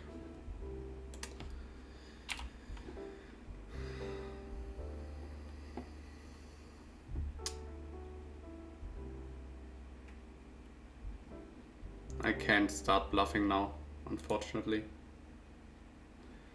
And he has ace king. Yeah, good thing I didn't bluff.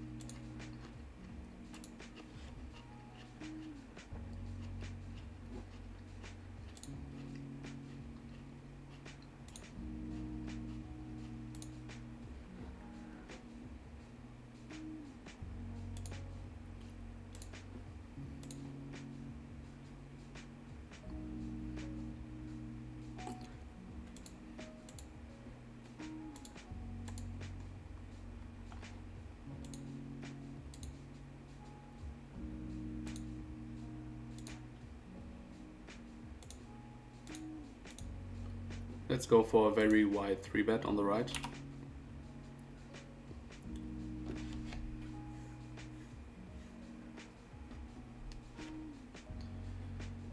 Um, 9-6-3.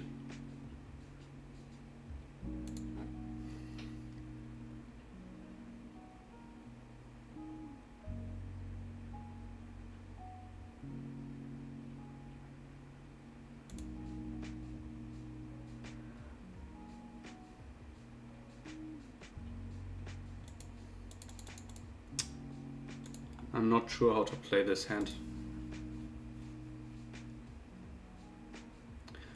Now I'm going for the check call option.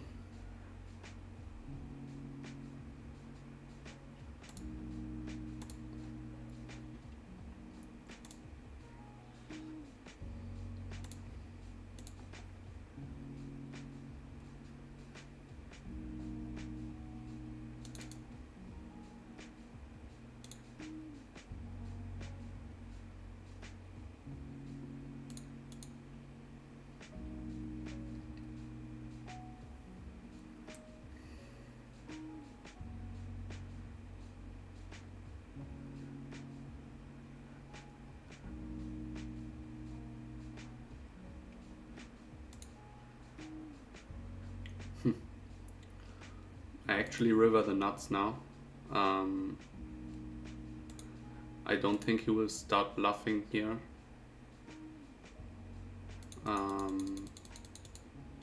Yeah. Once again, that's a really weird hand.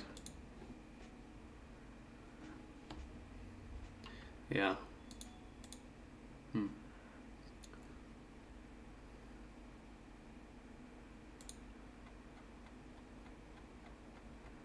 Yeah, kinda lost there, to be honest. Don't know what to do. Yeah, I'm going to call it a session.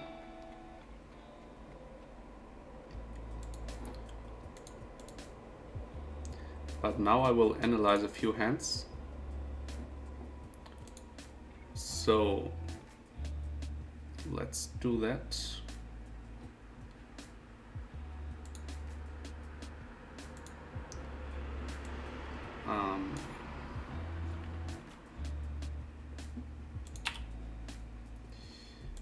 King, king, queen, 9. Okay. Yeah, I'm certainly going to bet now. The question is, how big do I want to bet?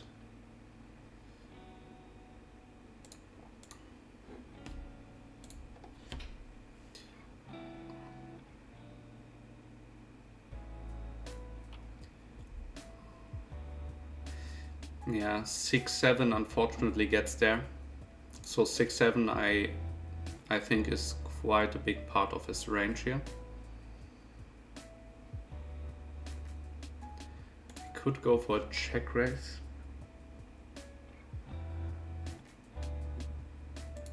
With my 9 blocker. Does not like to fold 88.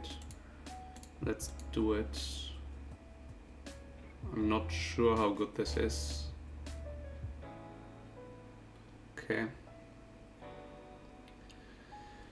Yeah, it worked, but maybe that's too fancy. Yeah, really torn. But I have to look into that hand as well.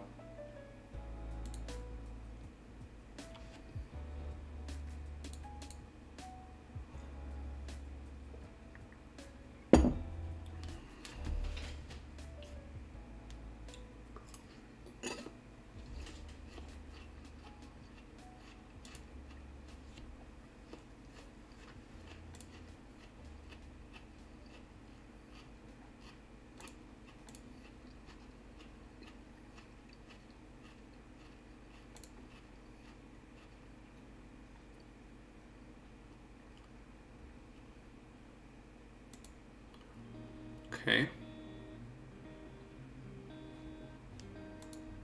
Good.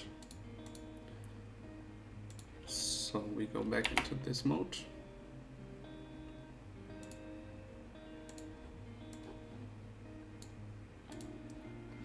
So here's the session for today. We lost around 240 bucks.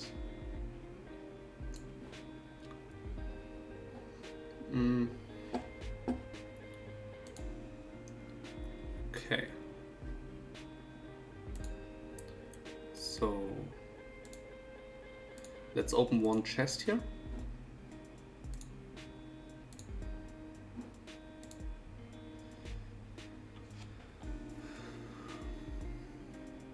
The usual $20 probably. Yep. 15 plus 500 in these gold coins. So yeah, let's go into the hands.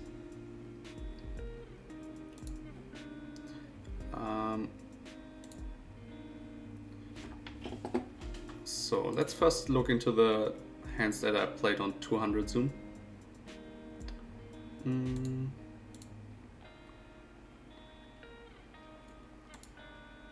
Let's just look at, let's first look at the hands I lost. So ace, 10, 6, obviously beautiful hand here. Let's show the hand first and then the analysis, I would say. So ace, 10, 6, I open raise, obviously standard. And then queen 10 deuce.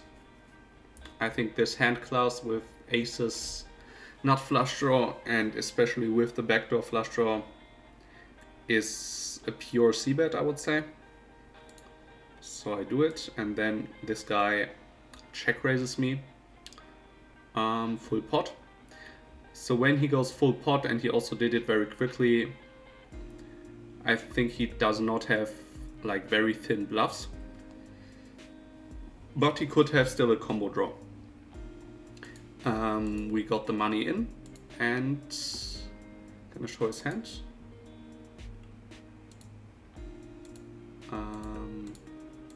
Let's show his hand here. 10, 10, 7, 3. So he has middle set. Yeah, and I lose. That's the hand. So let's jump into the analysis. So I'm going to open the PLO trainer here.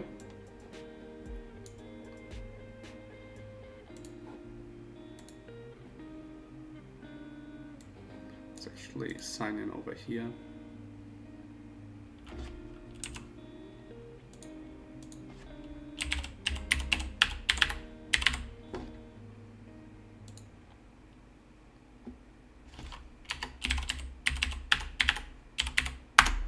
Yeah, these last bluffs were very spicy for sure.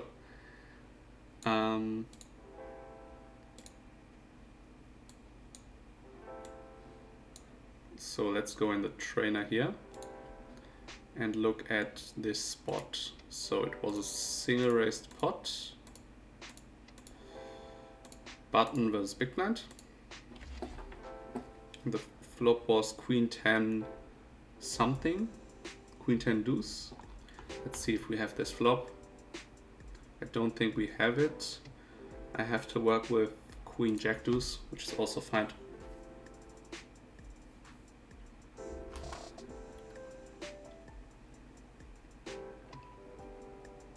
So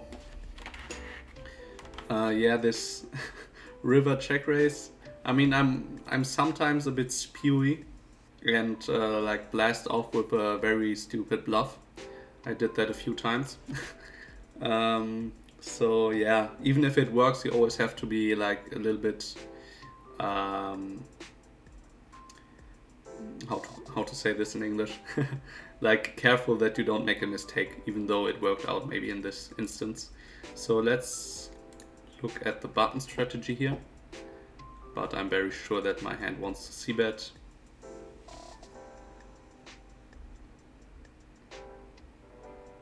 So ace ace, let's say with spades. Aces with spades c-bets 76%, and then with diamonds as well 99%. So pure c-bet with this hand class. Aces with nut flush draw and backdoor nut flush draw. That's a clear c-bet. So we do it, and the sizing for the out of position player is 3/4 pot here in this case, which is smaller than in the hand, in the actual hand.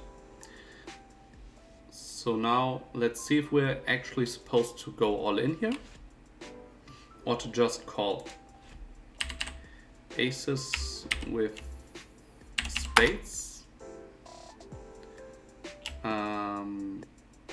and also diamonds, let's say.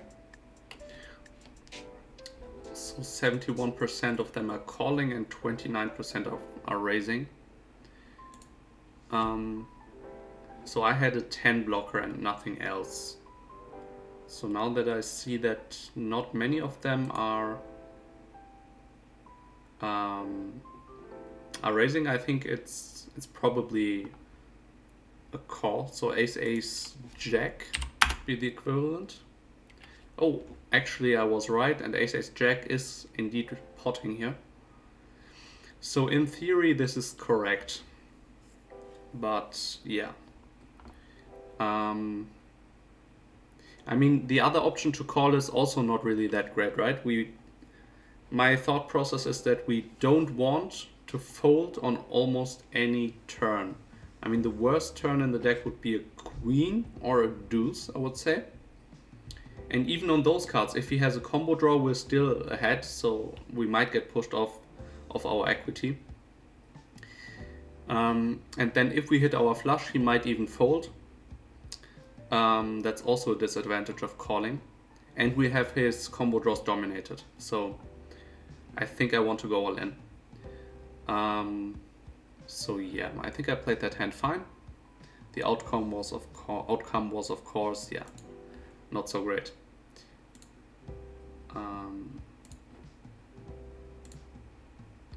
So the second biggest hand here is Jack 8 7 5 double suited, and I 3-bet here and get 4-bet by this player. Now Queen Queen 10 9 single suited is way too loose to 3-bet. I mean 4-bet, cold 4-bet. Even if his hand would be double suited, this would still be a big mistake to come in with the cold 4-bet. And single suited is an even bigger mistake. This hand is very, very dominated by my aces and doesn't even do that well against ace king x double suited or something. So yeah, this is just a big punt actually. And yeah, once I 3-bet, I always call against the 4-bet with a hand like this, without an ace and without a pair. And on this flop, yeah, the money goes in. I think there's not really a question about it.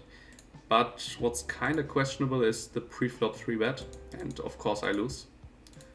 For anyone who didn't see it. First I make this trade on the turn, and then he makes the higher straight on the river, which is fine. So yeah, let's look in the trainer. So let's first look into pre-flop. It was an EP open actually. I 3-bet against EP, but he had a raise first in frequency of 23%, which is more like the MP GTO statistic. So let's see what it is against EP.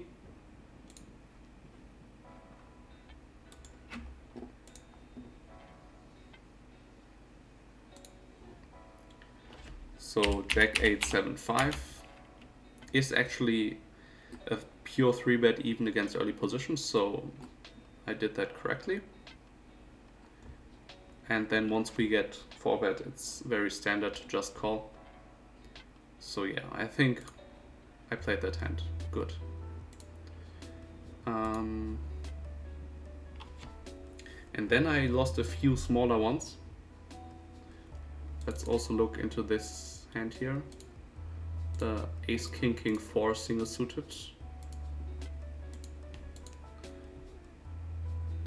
So a 3-bet against him. Okay, he calls. And yeah, here I was unsure if I should c-bet my entire range, and then I was unsure if I should c-bet even sometimes full pot, because this board is extremely draw heavy. So I will look this up now, and I bet half pot and he calls, and the turn is very bad, brings in the flush and he leads, which he should do with a lot of his range in my opinion, and we fold, which is standard at this point. So the Ace 10-8, it's button versus MP.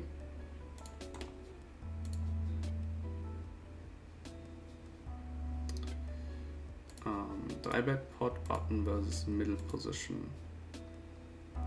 Yeah. And the flop is Ace 10-8. Do we have this flop? I mean, we have Ace 10-7 and Ace 10-9. So let's go with... We also have Ace Jack 9, which is probably even closer. So let's show the button strategy. Obviously, out of position has no... I should maybe close the PokerStars client. Yeah. So, okay. So the majority of hands are c-betting for half pot, and then some hands are betting full pot. And I think the hands that are betting full pot are naked aces, make a lot of sense, and also naked ace jack. And then some hands that have very poor playability but want to generate a lot of fold equity.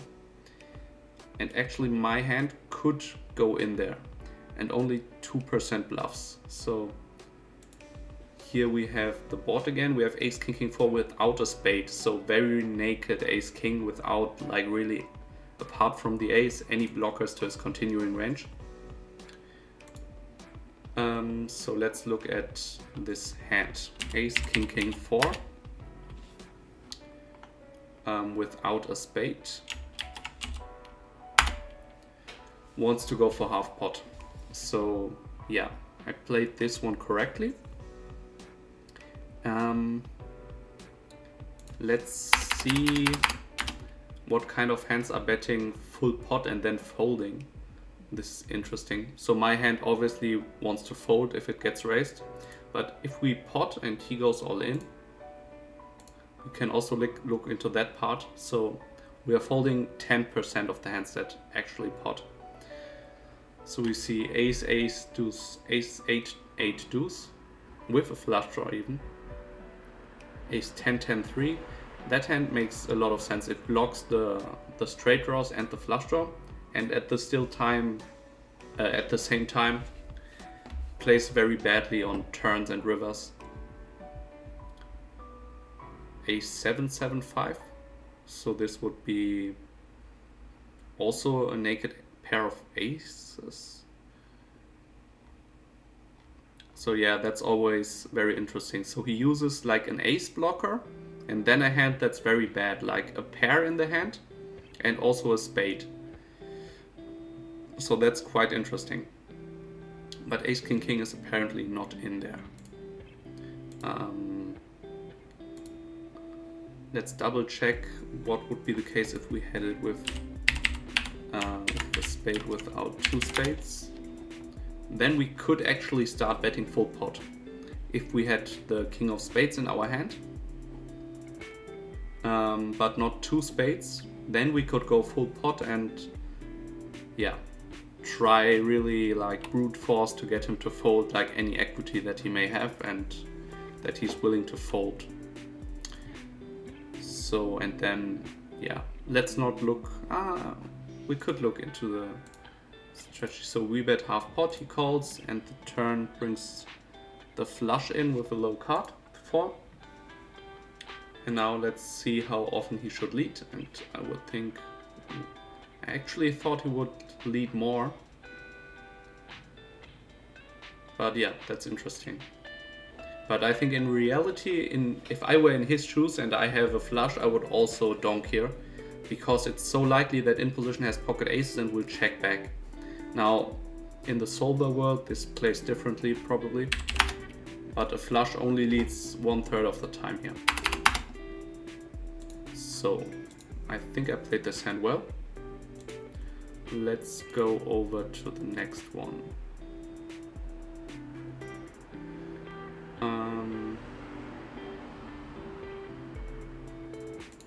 Jack 6-3, is that?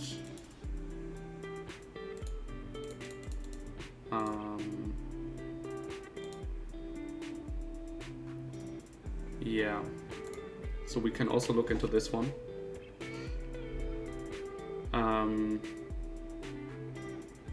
So let's go back to the beginning.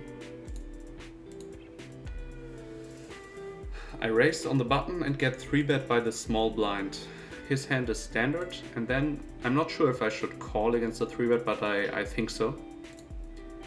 And then on this flop against half pot, I guess I have to call. I beat his bluffs, like in this case, ace high, I beat that. And I also have future possibilities to win the hand. And then the 7 of diamonds gives me a flush draw, of course. And he checks to me, and then the question is, should I bet my hand? But I'm still behind aces and kings and queens that he could still play this way. And if I get check raised, that's really a disaster. But at the same time, I don't think it happens often. So the main purpose of a bet would be to defend against a hand exactly like he has. To defend against an ace, a king, or a queen. But even in this instance, he has only 15%, so I think the check back is good. But let's look into pre-flop. So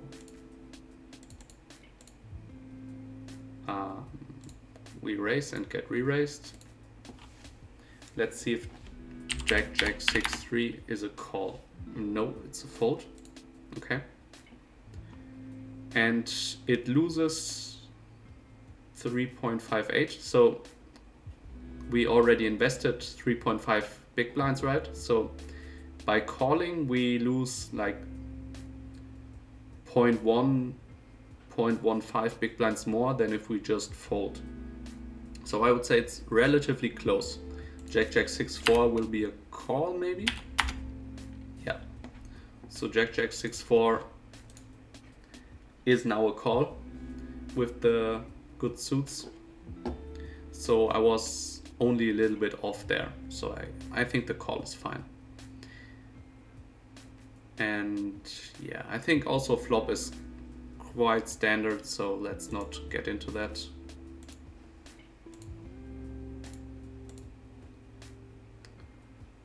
Okay, and let's quickly look at the hands that I won as well.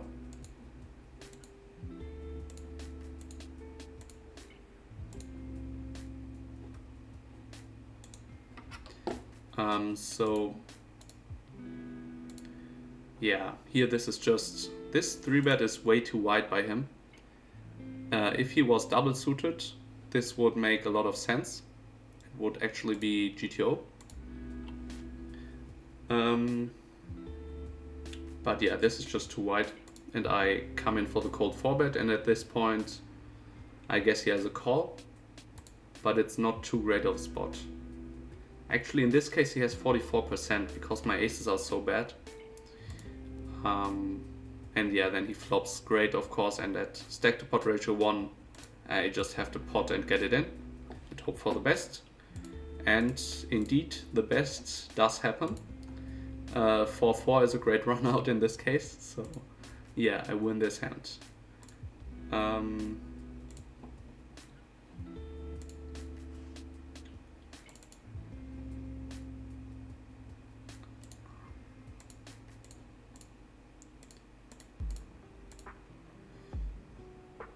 So here I call on the button, and I think I wanted to get the big blind to come along because he was a weaker player. Maybe not. Maybe this is just a call on the button. Let's look it up. I think it's too loose GTO wise. So it was... Let's make this bigger here so that you can see it better. So here opened in middle position and I call on the button. Let's look this up.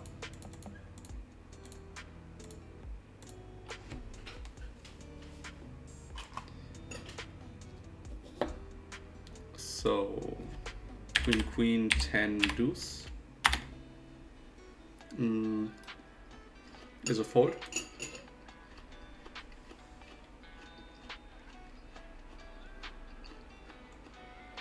But when you look at the EV, it's actually extremely close to break even. So I don't mind my call at all. I think it's fine. It's, yeah, in theory a very close fold, but yeah. And then he c-bets here, and maybe that's interesting for some of you. So single raise pot MP versus button, and the flop is king queen and a low card. Let's use king queen 4. It is actually in fact the exact same board. That's funny. So out of position only has a c-bet frequency of 5%, so he should almost never c-bet here. In this spot plays a lot differently against a lot. Wow, it's tough to speak English if you're tired. Anyway, yeah, many players don't play this strategy and they c-bet a lot more than they should, including his hand, or in this instance. So he had ace 10-10 deuce with a backdoor flush draw. So this is of course not gonna make the cut. You want to have extremely strong blockers actually. With spades. Actually, if you have the spades and the diamond blocker, then you can go for the.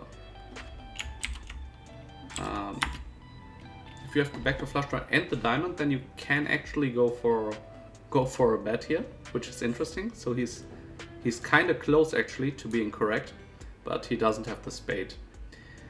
Anyway, I think it's more of a concept there that, yeah, players just c-bet too much. And he probably wasn't aware that he should not c-bet there. With a naked middle set, I have a clear call. We can also look at this in the solver. If he bets,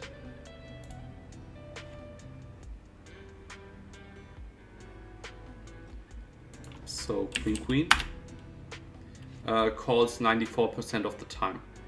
So queen queen is almost never a raise, only if we send without a king.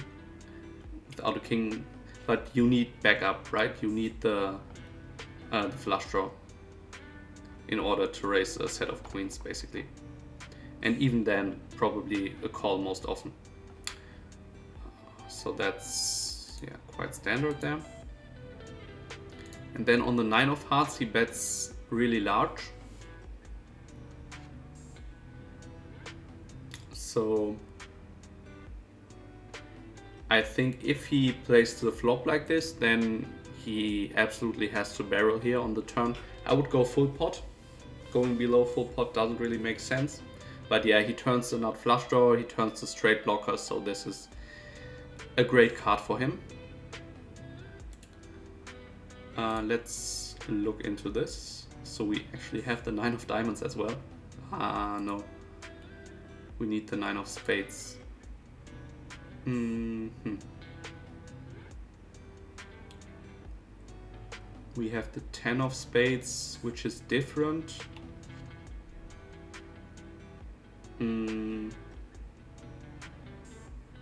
Yeah, I cannot recreate this this spot really in the solver.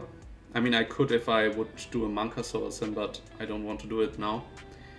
So I think our hand is just too strong to fold here. We only lose against pocket kings and Jack 10, which I kinda give him credit for having. And yeah, then on the river he bets half pot. And why does he bet half pot here, right? Is he really going very thin for value with pocket kings? Because if he has Jack 10, yeah, why not go full pot, right? It doesn't really make too much sense in my opinion. And I have a 10 blockers, so I decided to call. I think my play is fine here.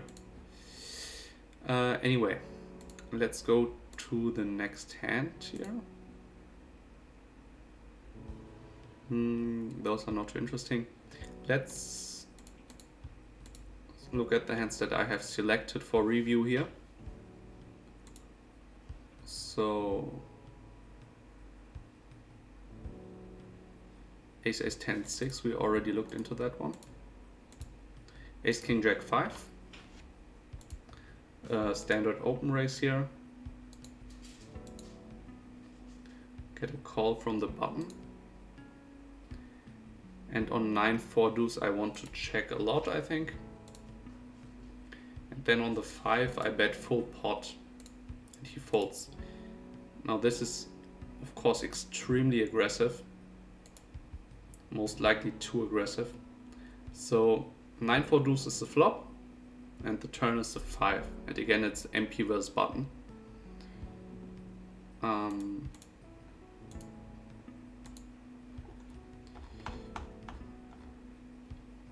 So 9, I have 9-3 deuce, which is similar.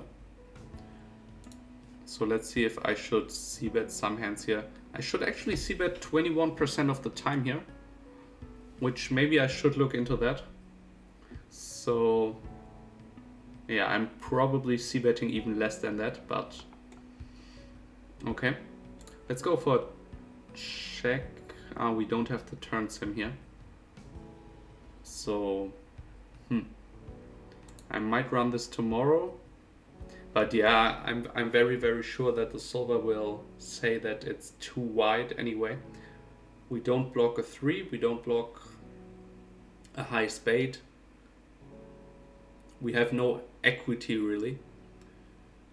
I mean, no nutted equity. We can obviously hit a king or a jack for 2 pair. We can hit a 5 for trips. And we can also bluff on a spade, in my opinion, because if my opponent checks back the flop, then he doesn't have too many flushes left in his range, I think.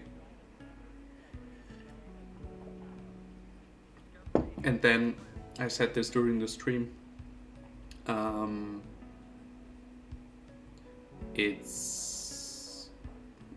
let's actually make this.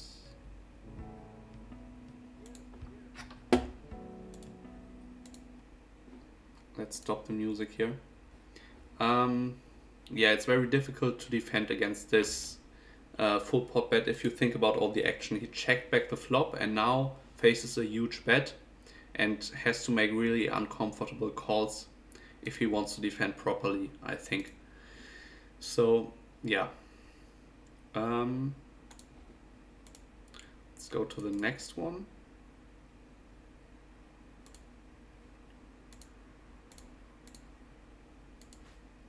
Queen, queen, 8-4 double suited. Now, this I was not sure if it's a 3-bet. Let's look into it.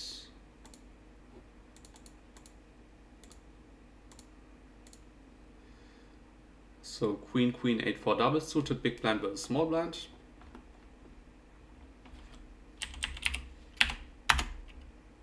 It's actually a call, very close to a 3-bet. Queen, queen, 8-5 would be a 3-bet, so I'm actually finding exactly the cut where he would 3-bet it. So I've also done a lot of quizzes in these spots for my pre-flop decisions. So good call here. And this hand is really interesting. So I have several options. I can lead out, I can check call, or I can check raise. And I could not figure this out in game. So let's try and think about this. Of course, I can easily check call. The problem about check raising is that if he comes over the top, so 3-bets the flop, then I kinda have to fold, even though, yeah, I can't really fold, right? I have the gut shot, I have the flush draw, of course, and I have 2 queens. The problem is, though, the big problem is that my flush draw is not nutted. So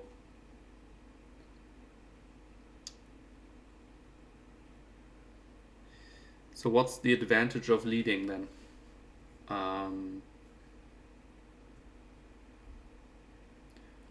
Leading could make some dry aces and kings fold.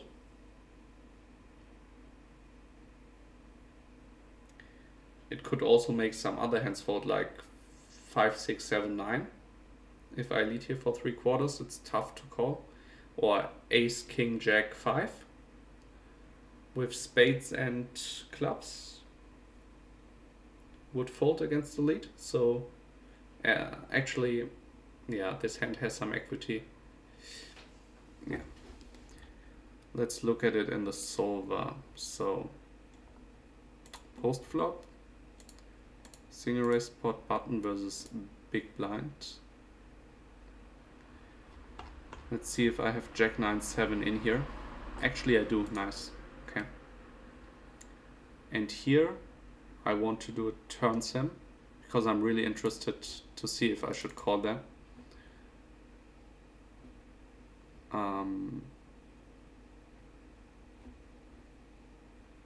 So I'm doing this on the side here. You can see this, I think. You cannot see this.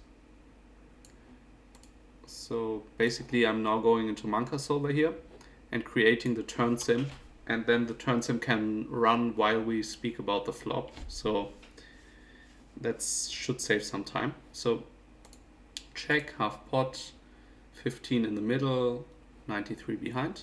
Sounds good.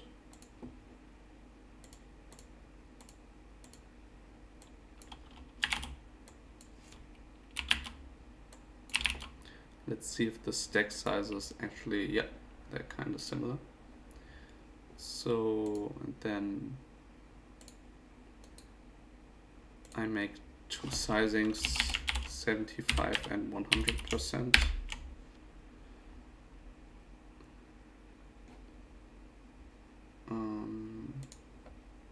So yeah, I called a c-bet here in game and then folded against a full pot turn bet.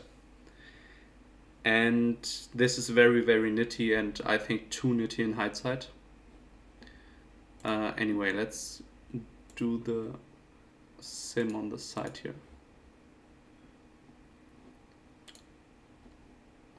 So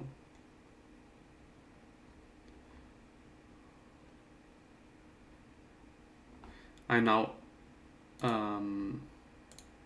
copy this range and put it into Manka Solver.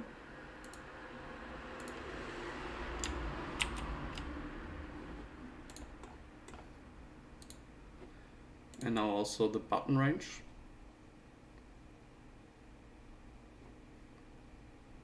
And he did bet a little bit bigger than half pot here. He bet 2/3 pot or 3/4 pot. So copy this.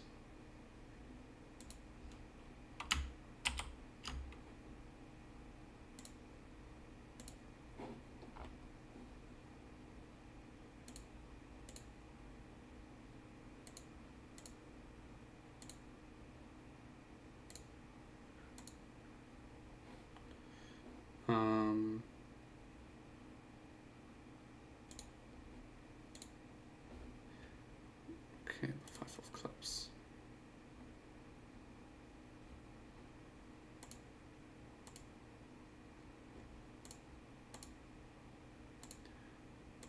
So now the sim is starting here, and it will now work to figure things out. Actually, no, let's not include the donking range here. Yeah, let's stop that and remove this and solve it again. Okay. Yeah, I failed that. I wanted to take the delay out. How to do that?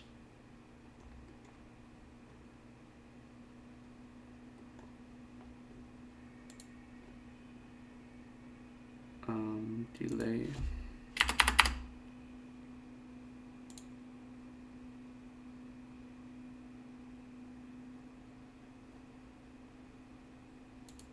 I tried to, yeah.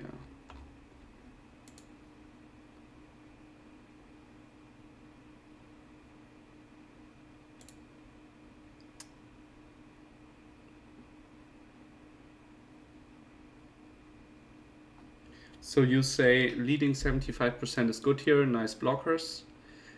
That's true. He can still continue with worse. Yeah, that's also true. A button has a range advantage. Yes, I think so.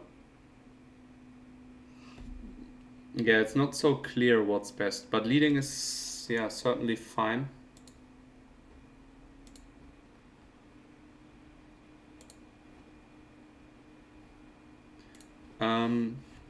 I want to take the delay out, but I don't think I'm able to do it now.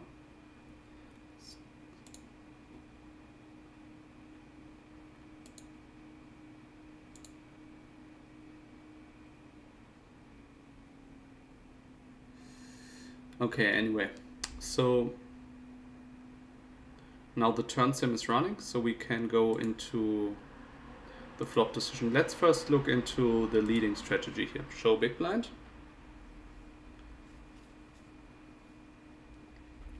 And we should lead 16% of the time.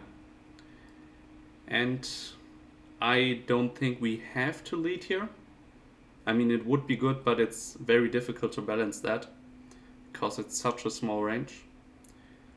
But let's first look into our hand. So queen, queen, 8-4. If this is a lead. With spades. So this hand does not want to lead. It's probably too middle strong, and doesn't really want to get raised. I think that hurts the hand a lot. If we only have one spade, that's a different story. So now this hand wants to bet, and the concept is basically polarization.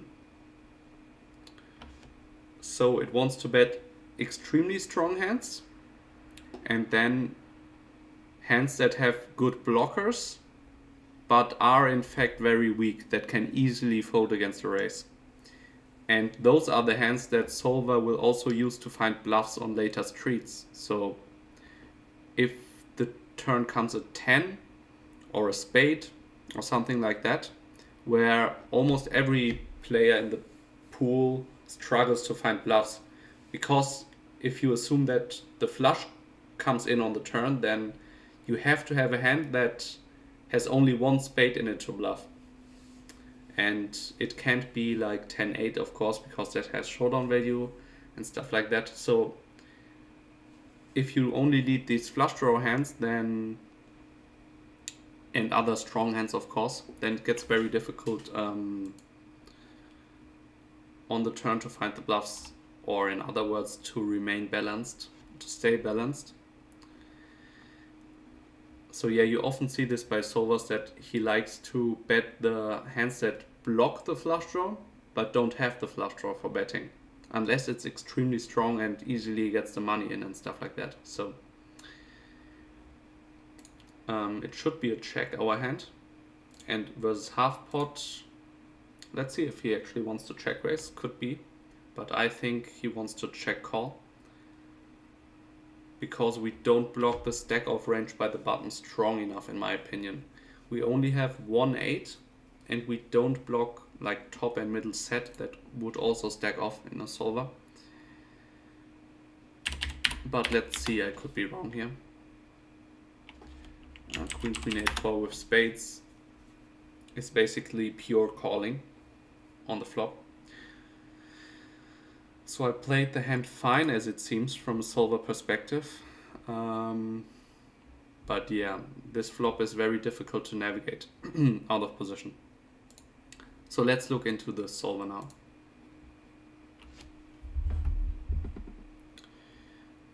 So I now set that solver, let's make this over here.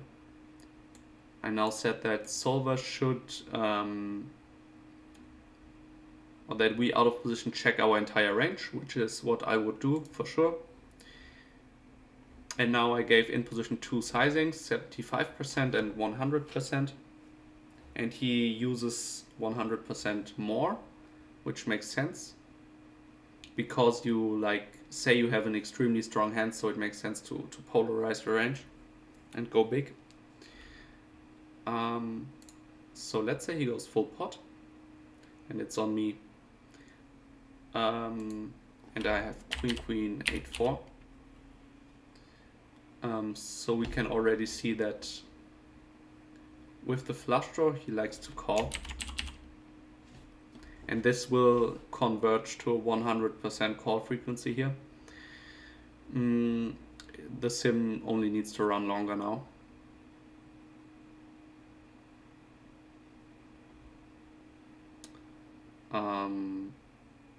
So let's actually stop the sim, because my computer is overloaded and can't handle all the computing power here, I think. But yeah, we see that it's a call. And with the queen 8, which was my combo, I believe. So I had the queen 8, so I make the nuts on the 10 of diamonds, the straight flush, which is a small factor. And you see that these hands with the queen 8, they double in EV in comparison to the other hands. So the other hands like win around, let's say, 1 big blind. So this is 1000 milli big blinds. So I win 1 big blind more than I would by folding with this hand in equilibrium, and with my exact hand actually 2 big blinds. So my hand is clearly a call in theory. So there are quite some weaker hands that we would even call here. Because we can also look into the EV. So our hand is around here at 2000 milli small blinds, and even some weaker hands are called that have like less than 1000. So we can see here hands like King Queen 10-4 that have a rep without a flush draw, or King Queen 8-7 that only has a pair of sevens, a gut shot, and a Queen high flush draw. These hands are worse than my hand, and they still call. But to figure out how good our call is in reality, we have to look into the in-position strategy. So my assumption is, and my exploit, so to speak, is that in-position is not aggressive enough on these boards and doesn't find the thin bluffs. And to illustrate that, I want to go into the potting region by my opponent. And this is now filtered by EV, so the very strongest hands are on top. So the straight and the flush draw is here on top. And then it gets weaker, and of course a lot of 10-8 is in there, the nuts obviously. And then the bluffs will be here, down here somewhere. So those are the most marginal ones, but let's see what we got. A hand like King 10-9-7 is potting, for example. Or a hand like Ace 9-8-3. And for example, the Ace 9-8-3, first of all, he has to c-bet the flop, right?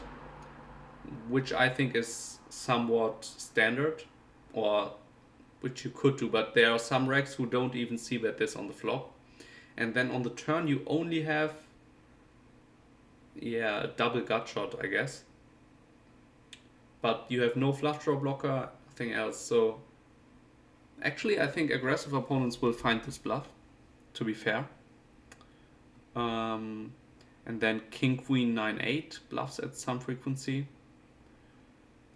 Ace 10-4 deuce has a 10 blocker and the nut flush draw. This can also definitely go full pot.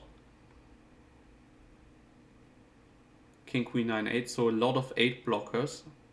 And I can see actually people using that 8 blocker as a reason to start a bluff here. So there are obviously a lot of straight blockers in here, and when I think about this, yeah.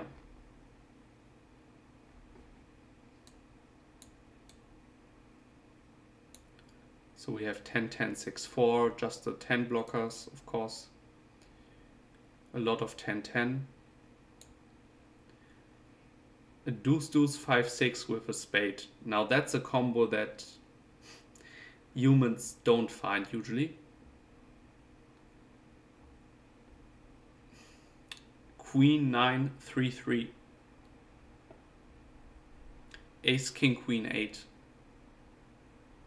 Ace King Queen 8 is also extremely loose, right?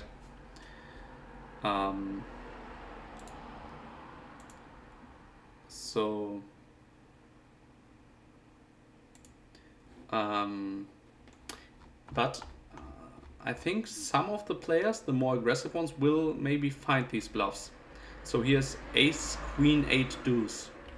That's basically only an 8, right? A naked 8.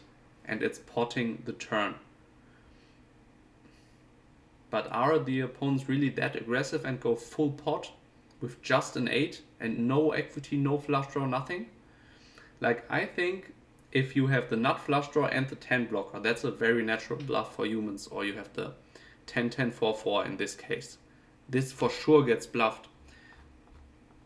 But I see also a few hands that would not bluff. So the conclusion for me is that against an aggressive opponent I want to call down, and against an opponent that's not so aggressive I want to fold. So against good aggressive regulars we should probably call, especially if we have the 10 of diamonds as an out. So yeah, I would say a small mistake here. But that's also a little bit exploitable by imposition, because if he pots and we fold all these hands that are weaker than this hand, so all these hands down here that are just coming here, if I fold all of them and don't call them, these are a lot of combos, right? If I fold all of them, then in position can go completely nuts and just bluff me every time. So yeah, against aggressive players I should probably call there. So small mistake I would say, but not a big deal.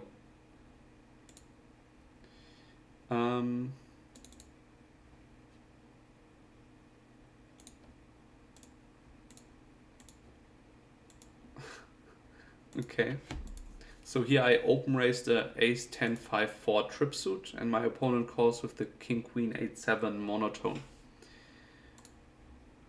And this looks good. I mean, looks GTO to me. Both hands, but both hands are kinda close, kinda low EV.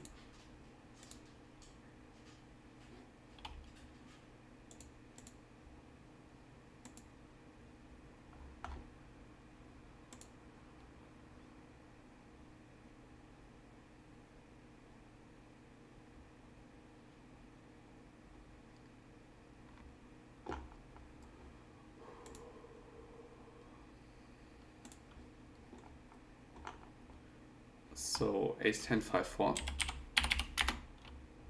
with trip suits to the ace raises here, but it's very low EV. So with a fold we would lose 0.5 and here we lose 0.47, so it's the very bottom of our open raising range.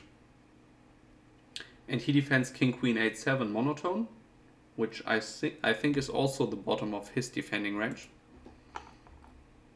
So I raise. Let's look into his decision. King queen 8 7. King queen 8 7 monotone loses 0.93. So it's also very close to folding, I would say. But yeah, you have to defend extremely much here, or a lot. You can only fold 34% of the time. Yeah, so pre-flop that's fine. And then post-flop, I decided to check my hand on queen 5 5. I think we should check a lot on this board because we open raise mainly high cards in the small blind. But because the big blind has to defend such a wide range, there's also a lot of junk in the big blind's range. And that includes a 5 way more often than my range. So let's look into the solver if that's true. But that doesn't mean that there are not some hands maybe that can still c-bet. So queen 5 5 two-toned. Queen 5 5. Let's go for paired flop. And yeah. So queen 6 6 is in there. This will be slightly better from my range than the other one. The queen 5 5, I mean. So here I should in fact c-bet 29%. So the ace 10 5 4, I mean ace 10 5 6 without a heart could sometimes c-bet 24% and is mostly checking. So yeah, it's kind of whatever. If our opponent is not aggressive enough, I would say we should bet our hand. But our opponent is actually very aggressive, so I like my check in hindsight. And then he checked back king queen 8 7, which I think is good. I would do the same. Let's see if this is true, because the queen will bet at quite a high frequency, I would say. Well, at least I thought in-game, but now that I think more about it, if you have a queen, then you have showdown value, right? It's not really a reason to turn it into a bluff.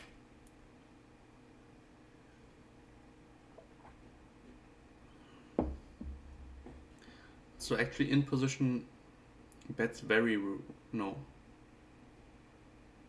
The program's hanging, I think.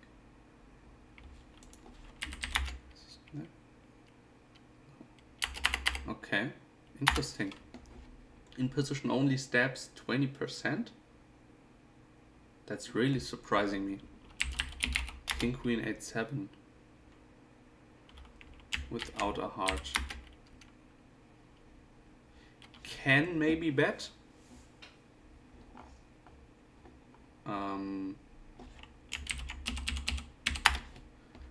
But is not really a bet. So could sometimes bet, but I'm not sure how to implement this really. I think a check is more human-like. So then on the turn I bet small. The queen is actually not that bad for my range, but maybe this is too merged. I wanted to get value from kings and from flush draws. But now that I think about it, I only get value from kings and only deny equity. I don't even deny equity from flush draws, I charge them.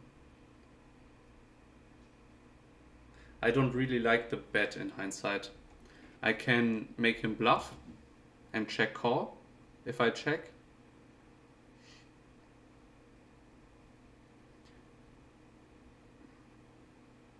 And I can still value bet on the river. So, and then I go for another block. This I like, I think. I can get called by pocket kings, by king jack with clubs maybe. Or by a worse 5 sometimes if he slow plays that on the flop. And if he bets there on the river, I have to call anyway and lose some money, so I lose quite a small amount with this like cooler of some sort.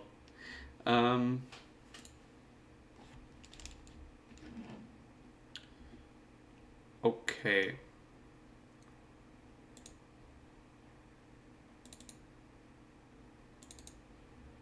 So another, no, I think we looked into that, right? Yeah, we looked into that hand. Okay. Do we have an interesting hand at 100 zoom? I have a quick question. Is anyone interested in seeing a little bit of chess? Because I thought about streaming some chess maybe.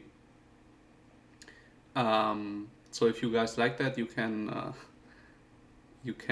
comment in the chat, then I would maybe play some chess.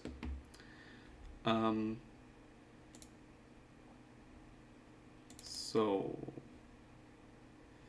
yeah, here on 100 zoom I also have a few hands that I could look into. So the most interesting one is my, oh nice,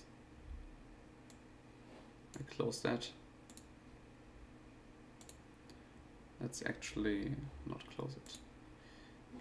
Is my river bluff in the end. I will need to run a sim there, I think. So let's just go quickly over it. I will analyze it in more depth tomorrow.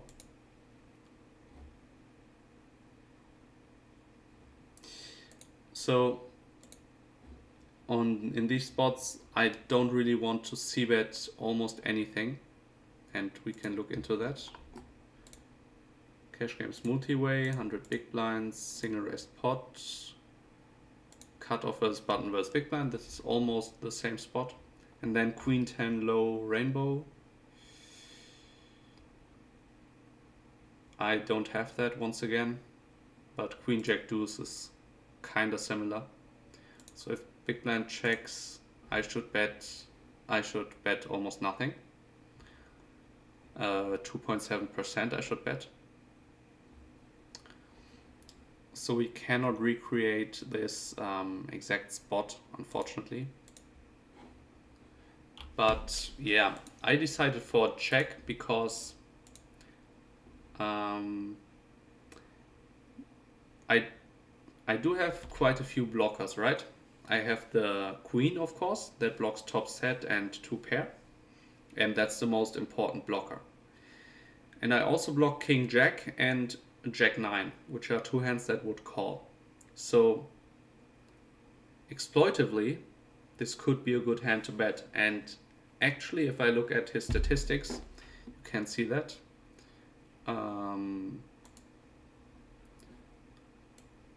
Oops.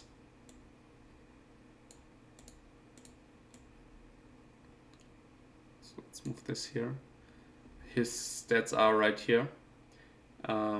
This is the flow flop statistic, so that shows how often he bets in position when I don't see bet, and this is 10%, and that's a very low number, so this should be around 50% if he is balanced. So we can conclude from this that he's not stabbing very aggressively, and one of the benefits of checking my hand is that I get very weak hands to try and bluff at the pot, and that way I generate some EV. If that doesn't happen, then he checks back all his medium and bad hands, and then bets his very strong hands, his sets and reps and 2 pair plus reps and stuff. So then checking doesn't make too much sense. So with all my blockers, actually I prefer betting, especially with his statistic. We can see if a similar hand might want to bet. So on queen jack deuce, this would be king king queen 9. Let's see. This hand actually wants to bet at a reasonable frequency. So still a check, but king king queen 10 with the open-ended straight draw bets less often because it's a stronger hand, I guess. That's difficult. But yeah, I could for sure see bet there. So a little bit of a mistake, I would say. And then on the turn, I mean, I improved to the second nut flush draw, as well as all the other equity.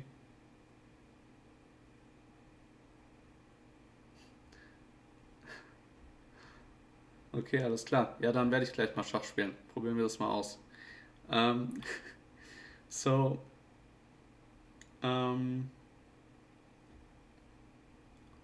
yeah, I think it's quite an obvious bet for the obvious reasons. And then I kinda gave up on the hand and decided to check fold, which I did not do.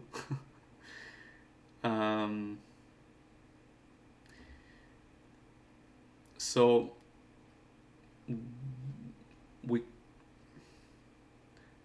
if we try to bluff here, first of all, we sometimes have the best hand with our 2 kings. That's like the first reason why we should not bluff this, I think.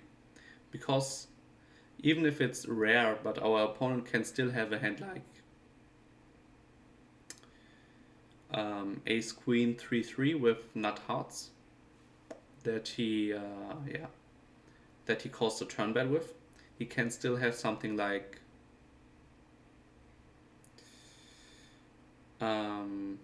ace 9-9-8 or ace 8-7 king with nut hearts, although I block the hearts, and that's very bad about this hand. So I want my opponent to also have a missed draw. So I check and he bets half pot, and I read this as weakness, this half pot sizing. And then it was kind of an impulsive decision to raise here.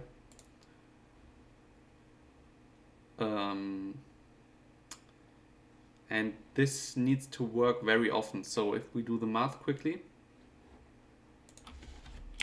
how often does this bluff need to work in order for me to show a profit?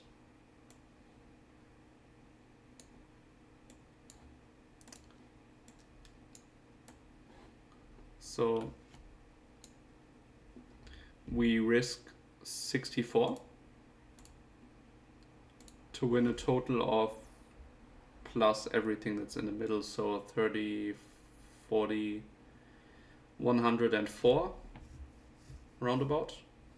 Minus rake, so 101 maybe.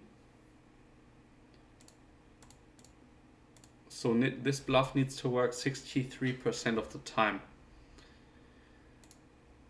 So we can quickly ask ourselves, how often do you think he has Jack 9? Because I'm not sure. If he bets, right? If he bets, how often does he have Jack 9? And if the answer is more than 37%, then our bluff is directly unprofitable. And if he then also calls some 6-7, then it's even less profitable. So my assumption is that he folds everything but the nuts.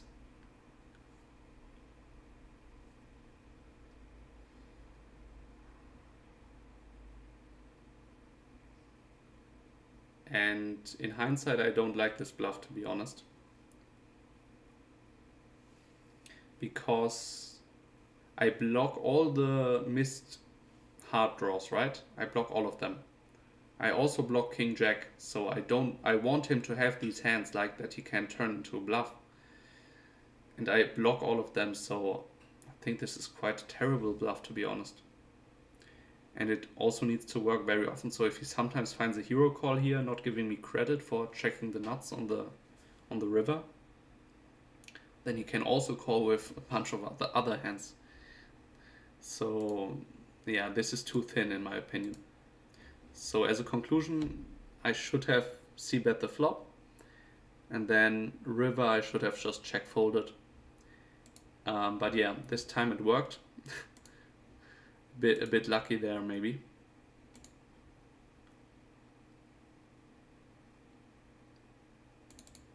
So a7, 7, 5, this was also extremely thin.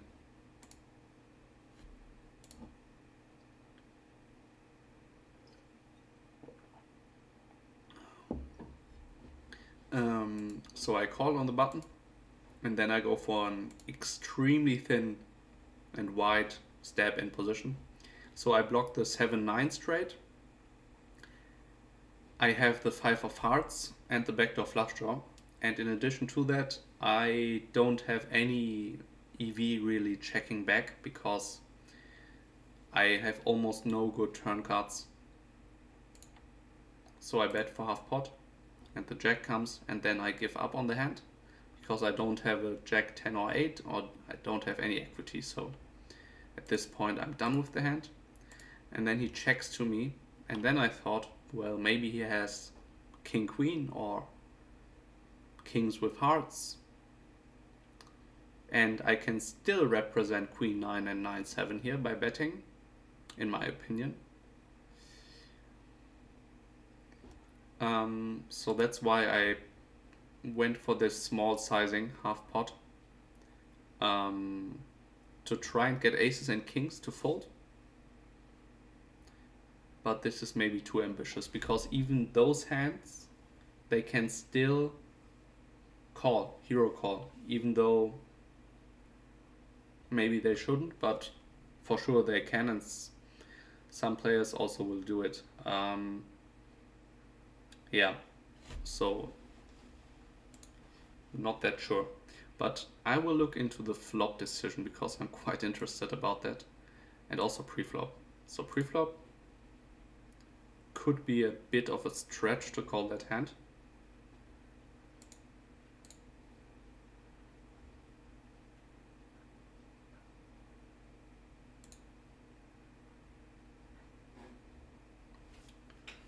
Why is this not loading?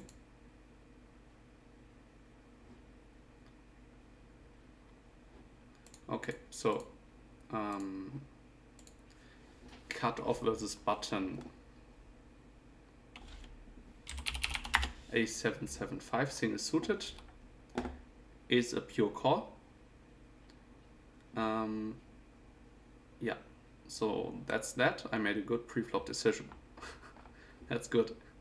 Post-flop, 100 big blind, single raise pot.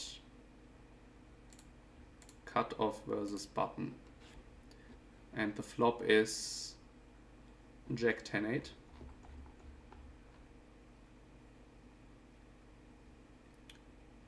I have Jack 10-7, which is close enough, I think.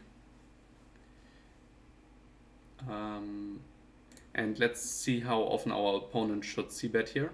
The answer is 12%, so not very often. And if he checks, what should we do in position? Okay, so betting half the time around. And if we have a very weak hand, like what would it be? Ace 8-8-5 maybe? Ace 8-8-5. But this is a stronger blocker actually to the straight. So this is not really comparable with one diamond but without two diamonds. It's actually a check back here. And this is a stronger hand to bet here. I mean, we have the straight blockers to 8-9 to the nuts, and I only had the straight blockers to 9-7, so not even 2 9s here. With 2 9s I would for sure like it, but this probably is too wide. Jack 10-8. Do I have a similar spot maybe? Because I cannot look at this here. So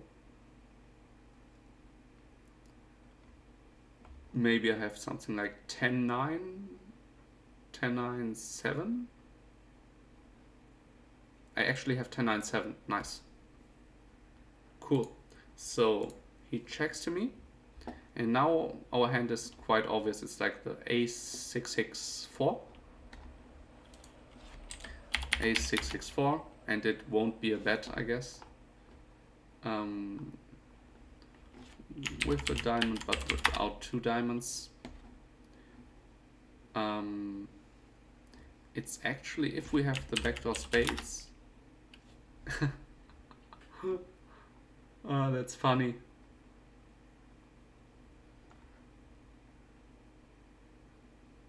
That's really funny. Like, that's pretty much exactly my hand on the flop. We have the backdoor nut flush draw, the blockers to the low straight, and a low heart. And we're actually stabbing here. It's solver approved. I can't believe it myself. That's way too funny. It's actually solver approved. Like if you... Wait. I messed up completely. I'm sorry. I'm stupid. I messed this up.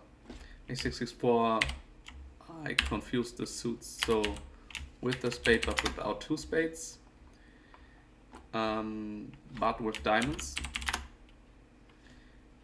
So solver is doing it sometimes, 30%, so it's still like almost GTO, or sometimes.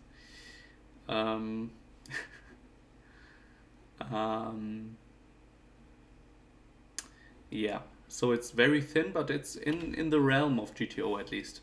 And if we assume that our opponents maybe c-bets too many of his strong hands, then this could become a nice bluff. So let's show the out of position strategy again and look into, let's say, the nuts, Jack 8. How should he play the nuts out of position? And here we have it. He should bet the nuts only 22% of the time. And now let's ask ourselves, how often does the average player bet the nuts when he open raises, button calls, and he flops the nuts? How often does he c-bet? I would say a lot more often than 22%. So that makes his checking range weaker, and we can attack this more aggressively, right? That's the reason why I'm so aggressive in these spots. But Against the good regulars, again, we have to be careful not overdoing it, because they will recognize that I can attack this board very aggressively. So, yeah, interesting. Queen, Jack, Jack, 9. This is also a one that's very interesting for me. So I cold call in the cutoff with Queen, Jack, Jack, 9. This should be GTO, but let's check it. So cutoff versus middle position. Queen, Jack, Jack, 9 single suited is a pure call, but it's quite marginal. But that's fine, I think. Marginal call in the cutoff. And we're actually three-way on 973 rainbow. And I decide to bet half pot here. My opponent calls. The turn is a 6, which is a card that's very good for my range. But I don't have any blockers, right? I don't have a 10, an 8, a 5. I only have a bare 9. So yeah. And then here he goes full pot and I have an easy fold. So only the flop and the turn maybe is interesting. But let's look at the flop first. So single raised pot, no, we need to go to this multi-way. Single raised pot. Cutoff first button was backland. 9-7 deuce. We have 9-7-3. It was actually 9-7-3. Okay, good. So let's first of all look into should the big blind lead, and yes, he should, 23%. That's just an interesting side note. And then cutoff should maybe lead around 10%, 9%. Okay, and we get to bet the most in position. So we can be most aggressive here. 50% is betting. How often is a 9 betting? The 9 blocker is betting 85% of the time. So I actually looked at this before the session into how aggressive we should bet in position when we are in multi-way pots. And the top pair blocker is extremely valuable for the solver. So I guess like my hand is likely a bet, and it is. We should bet in position for half pot, so this is a good bet. And I used to not make these kind of bets in the past. Because I just thought, well, I have showdown value, aces and kings are probably calling, so I don't have too much value in betting, but the value, the fold equity we have, the amount of equity we deny our opponents is a huge factor, I think. And yeah, let's see if we bet half pot or opponent folds. And the cutoff, no. Let's see if he should fold any aces or kings. And I think he should fold some of them when they have no backup at all. So aces is folding at 11% of the time, which is a huge win for my hand.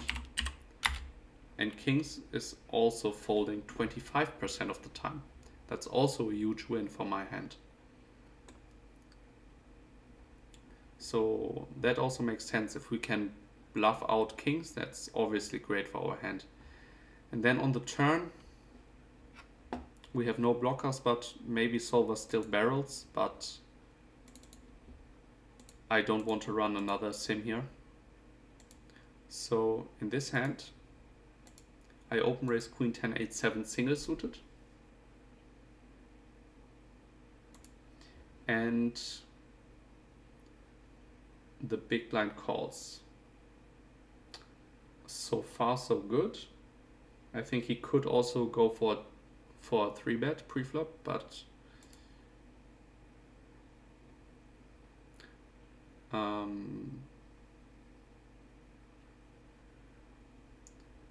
why not? Let's just check it real quick. Pre-flop 6 max, 100 big blinds.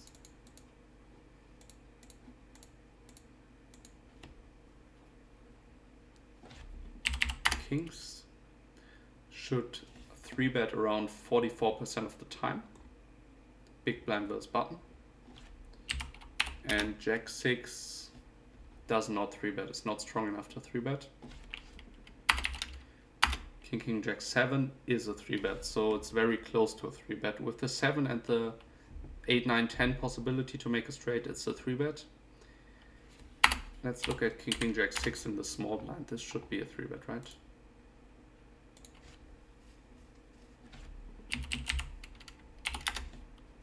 Yeah, in the small blind it's a 3-bet. In the big blind we can just complete the action. So far so good. We have top 2, quite a clear c-bet, and he calls.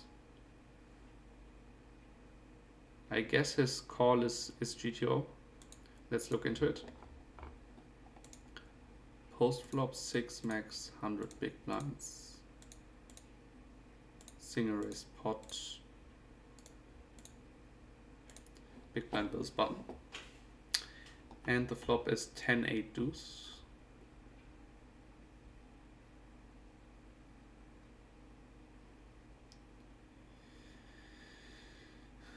We have 10-8 4, which is,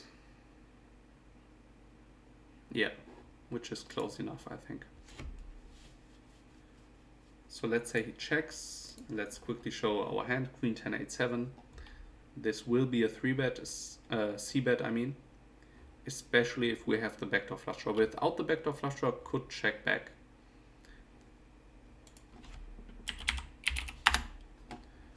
Queen 10-8 7. Without spades, but with diamonds, does go for bet. Without spades and without 2 diamonds, it actually prefers checking most of the time, especially if it does not have any spade. So that's also important to check back top 2 pair. Sometimes, if they are very naked, and if you get check raised with this hand, you're in a really difficult spot. And then the king came on the turn. Oops, that's the wrong hand. So he calls, and let's first of all look into what he should do with his hand now. 10-8 4 is a little bit more connected than 10-8 3.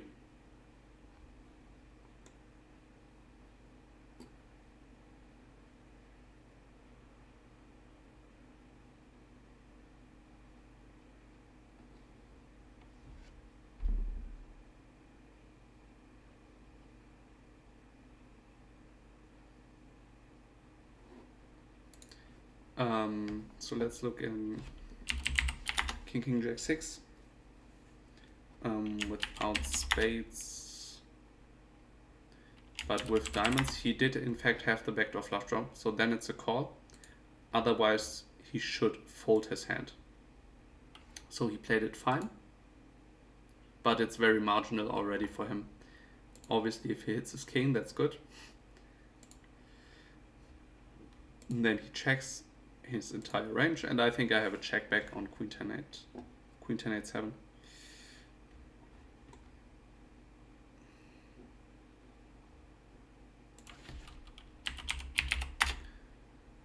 Yeah, so the naked middle pair, I mean middle 2 pair is betting. Let's train the spot.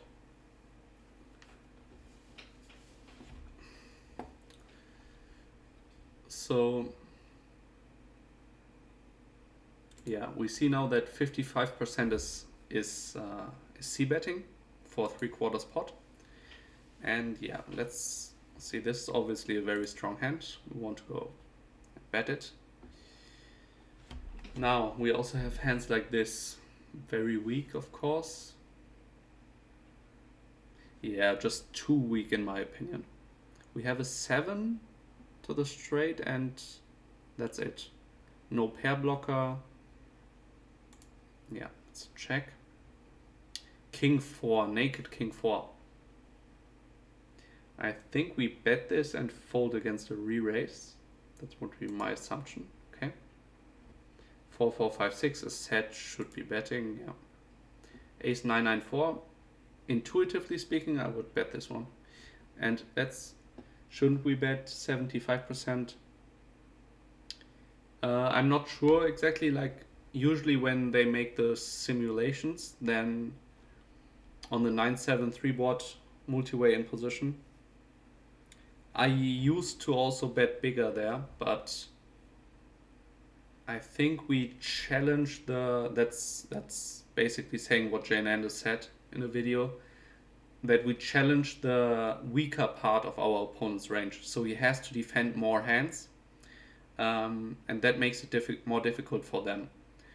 Now, I think we could also use a bigger sizing, but even against half pot, his aces and kings sometimes have to fold, so yeah, I'm not quite sure on that one. So ace 9, 9, 4, I personally would... I mean, we don't have equity, right? And we have the diamonds, which is bad, because we want our opponent to have floated us on the flop with backdoor diamonds. So this is probably a check now. Okay.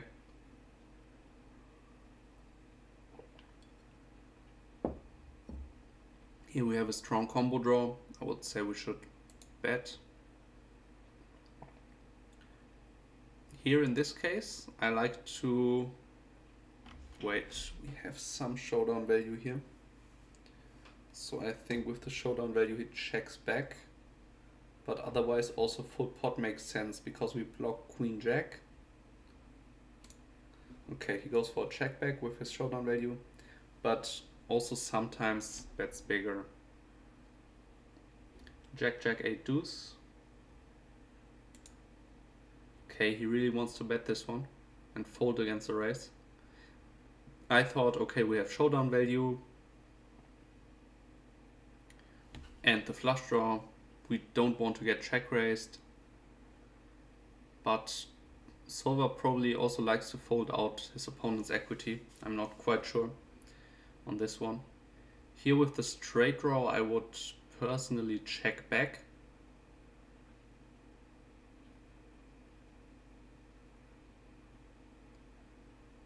But I also see an argument for betting. Okay. Ace, queen, queen, 9. Huh. I don't know. Probably checking because we don't want to get check raised. We don't block the slow played sets and 2 pairs. Okay. Jack 9, 8, 7. That's a wrap. And a flush draw, so just barreling, I guess. 10, 8, 4. That's similar to my hand, but we block even more 2 pairs. So this one I would bet. Okay. Solver still prefers checking those hands. Okay. Those are just too weak to bet, I guess. This one is strong enough to bet. This one, 10, 8 with open-ended.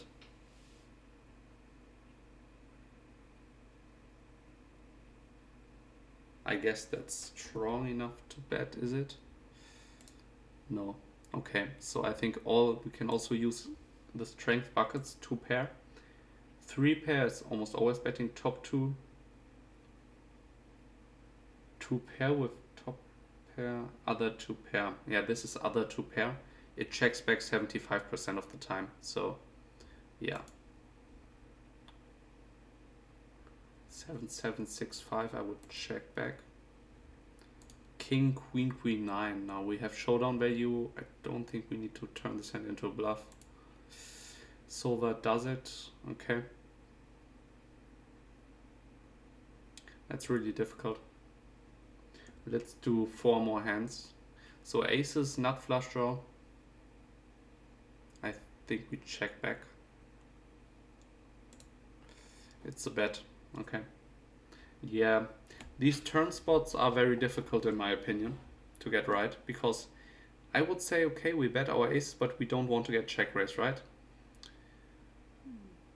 But yeah, so I would also check. Okay, that's right. Ace, Jack, 3 deuce. The 3 and the deuce, solver likes to barrel. Yeah, okay, he does barrel it. Funny. Here we have the same concept, but the nut flush draw. Okay, he checks back. Yeah, anyway.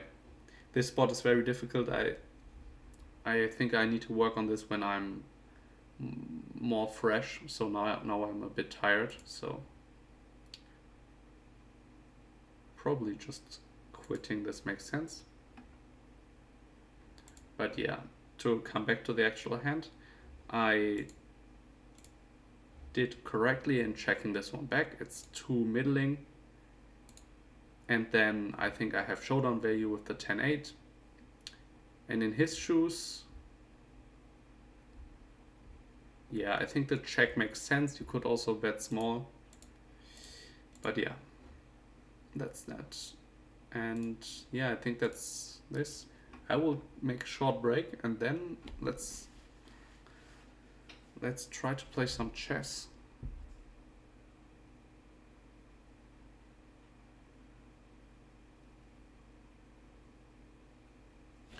Okay, so I'll be back in a few minutes.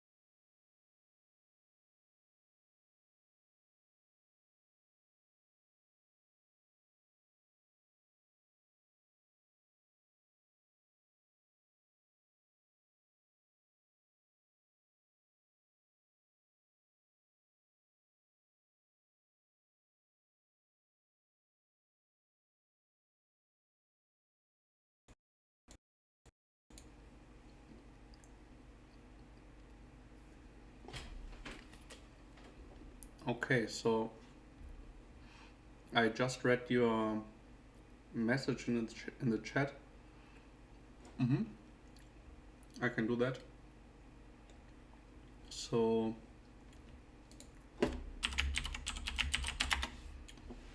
those are all the nut flush draws now. The board is king 10 8 4. So nut flush draws are betting most of the time. We can look into those that check back. So ace 10 8, let's say with 10 8. Okay, no, that's not really a theme. Ace 10 6 4 is checking back. Ace 10 7 4 with 10 4 maybe. Is this checking back more often? Okay, so the showdown value checks back more often in this case. 10 4. Ace Ace 9 5, Ace Ace 9 deuce. It's basically nothing, right? Ace Queen 10 7 is checking back. So with a 10, it's checking back. So yeah.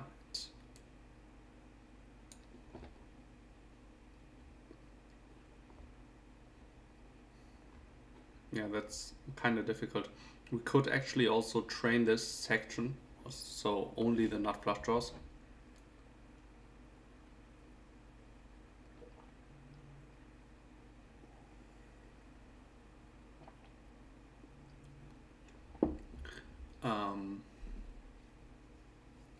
So yeah, let's try out some chess. Let's get the music going again.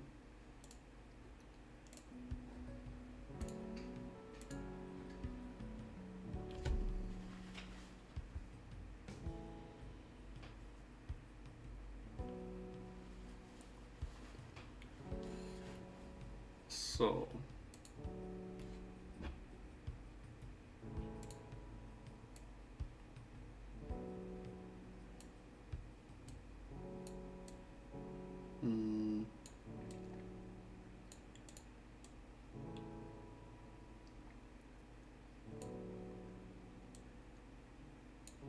okay, let's tune this a little bit down. So let's try this. Let's play some blitz here. So this should work. Now I'm playing against a random opponent here.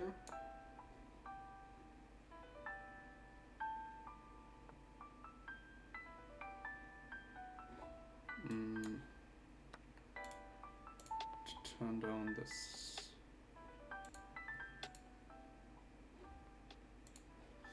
So let's try out some chess here. Okay.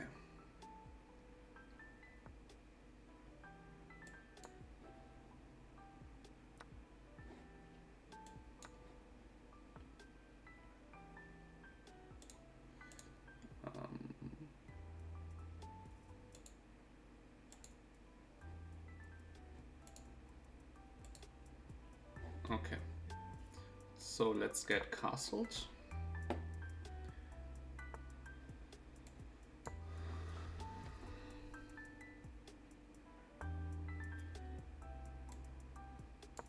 So yeah, let's make some moves. Let's don't take it too seriously now.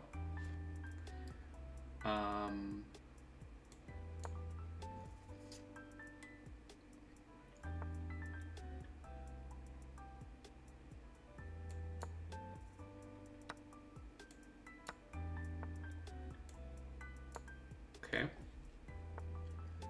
Interesting.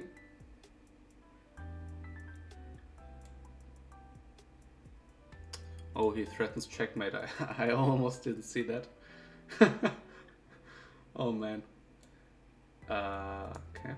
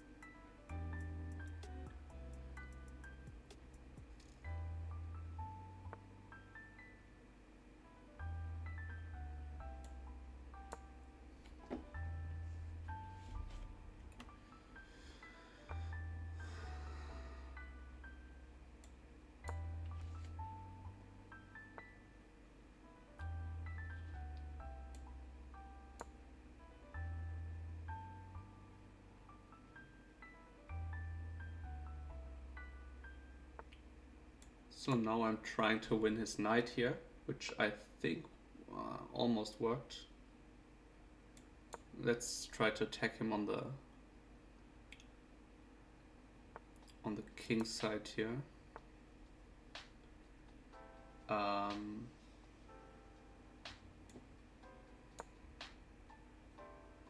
Shit, I hung a pawn here.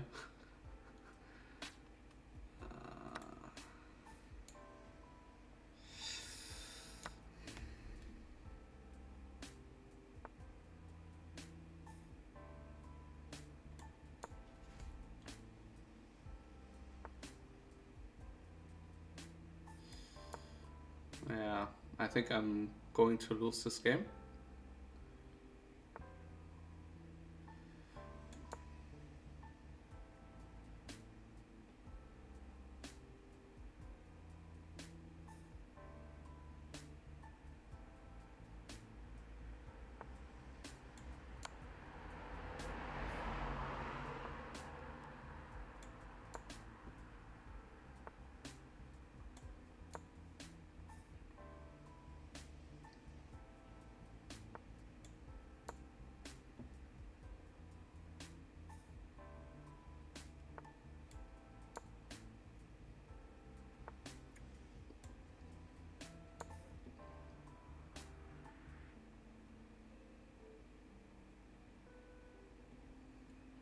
So maybe I can actually win on time, but most likely I can't. So if he plays this well, then I definitely lose. But now he spends way too much time. Yeah, but now... Yeah, no, that was not a good move by me. Okay.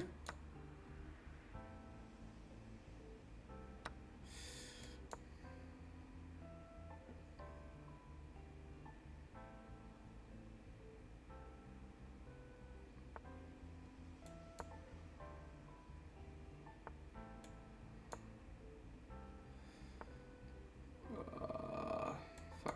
Scheiße.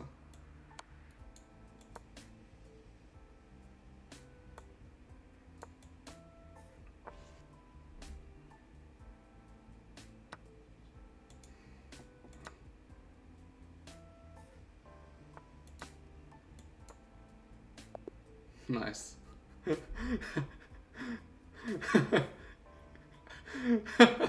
Okay, of course I flagged him.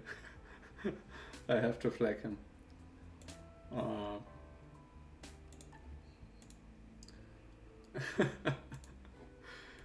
Yeah. Yeah, I mean, if you can't win over the board, then you have to win on time, I guess. So let's try another one.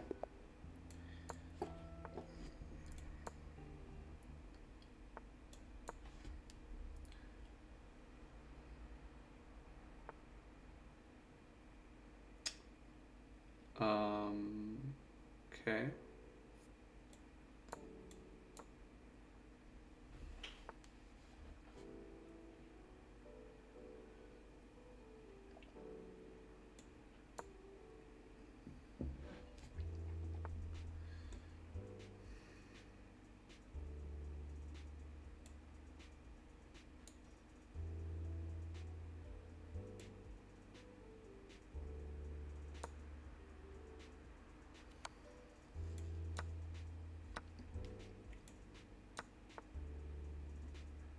But this looks quite nice for me, this position.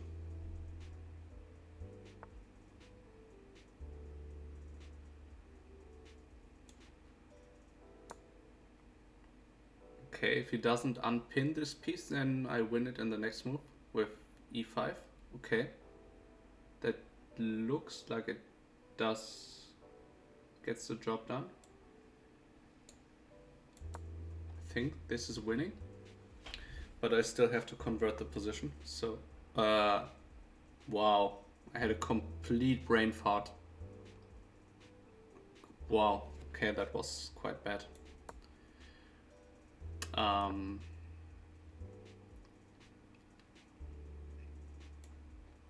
So let's go here. Then I go here. And let's go.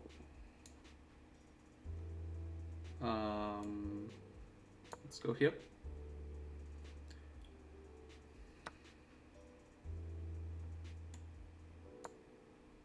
Ah, fuck. Oh, that was really a bad move. Shit.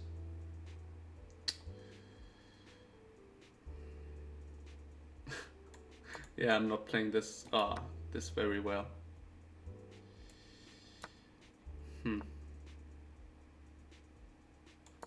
But now I can use the G file. That's pretty much the only hope I have now.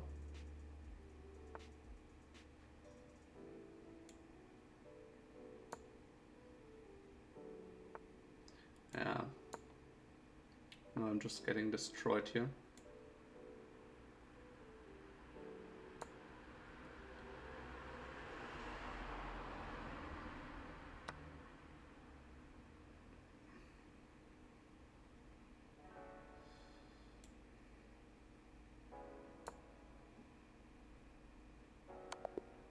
Yeah, that was just a terrible game by me. I mean, never mind.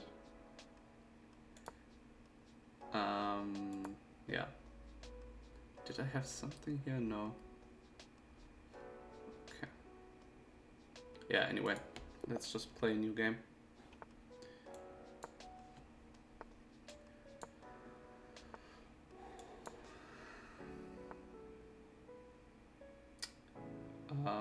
Okay. Let's go here. I actually know this position very well. So if he... Okay, that's a weird move.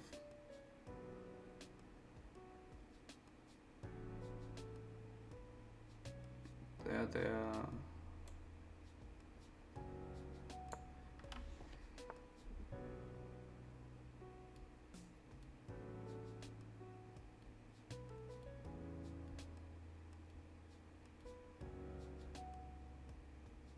Well.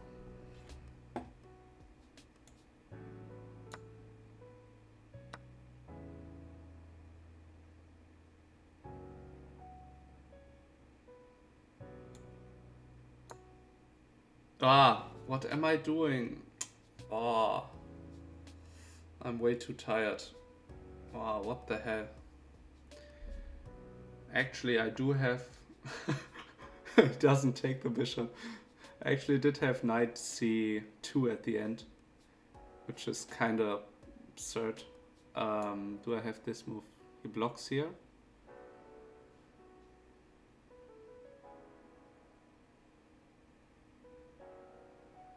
Can I take here? No.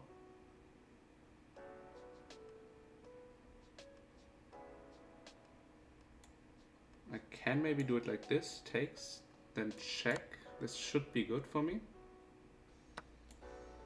Check. No, he just blocks with the knight.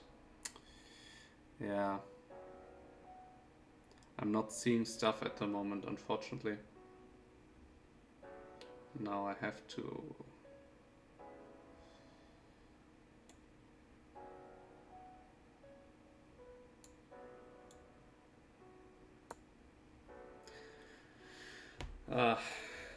I probably shouldn't play this tired. Okay, now he comes at me with the king. Wow. Now this looks very dangerous. Now I have a check here.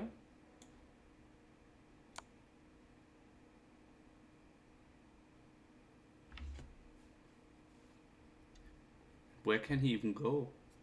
He can go there, I guess. But now I take his bishop.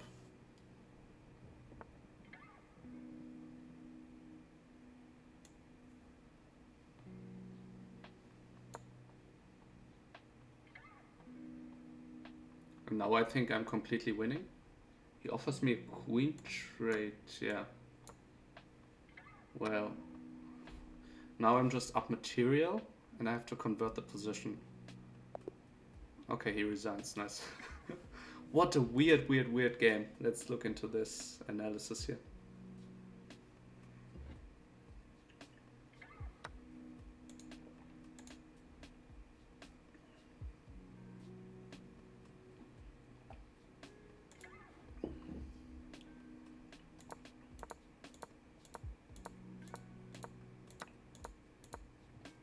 So this is all theory. I knew that so far, but right now I'm just improvising.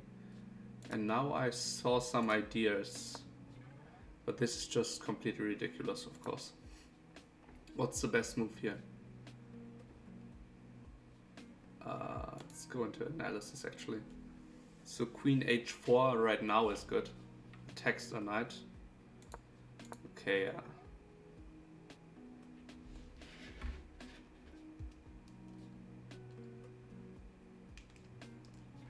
Alles klar, Gingonelli. Freut mich, dass es dir geholfen hat. Dann bis bald, würde ich sagen.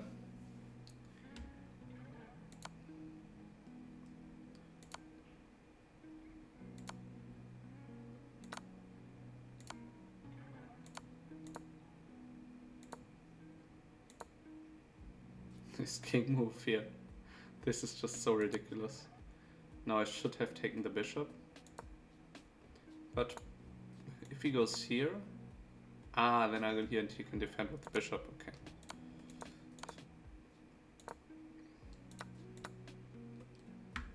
Yeah, this is completely lost now.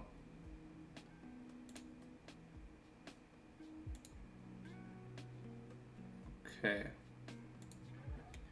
Let's play a bullet game. Let's play a few bullet games. Haven't played bullet for quite a long time.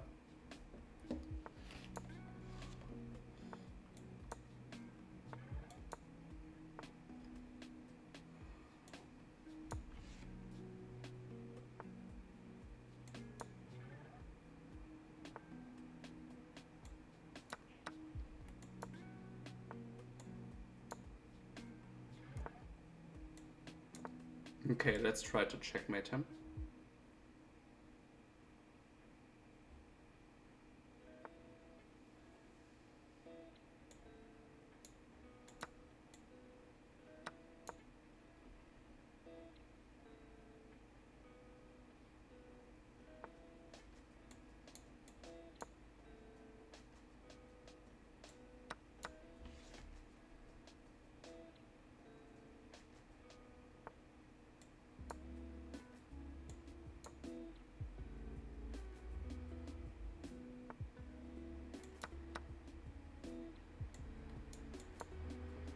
Let's try to open the lines for his king.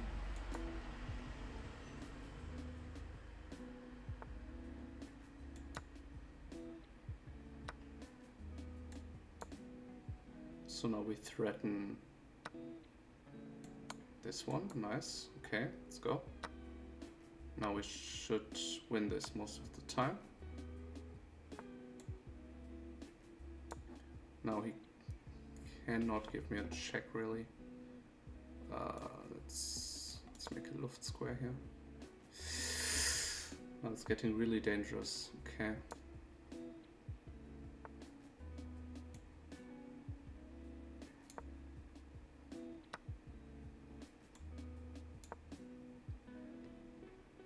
Okay, I won on time. And yeah, he's actually completely winning in the resulting position in the end. Here I was still winning, then I threw it with this move. Should have played. It doesn't matter. Let's.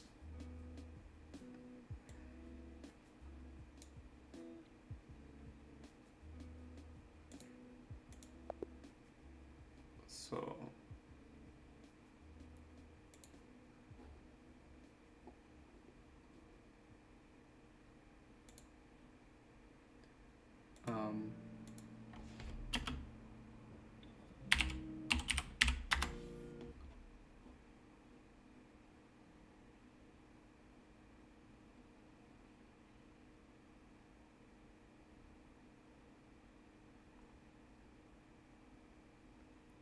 I'm looking for other music.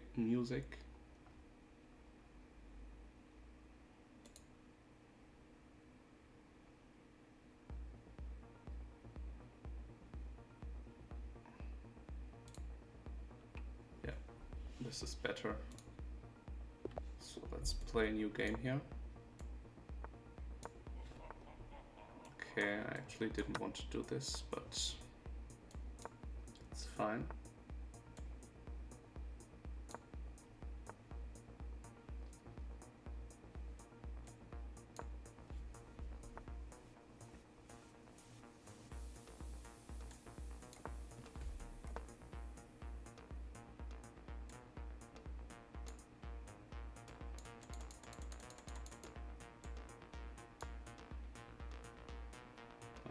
Okay. I am playing a bullet game, I need to play faster.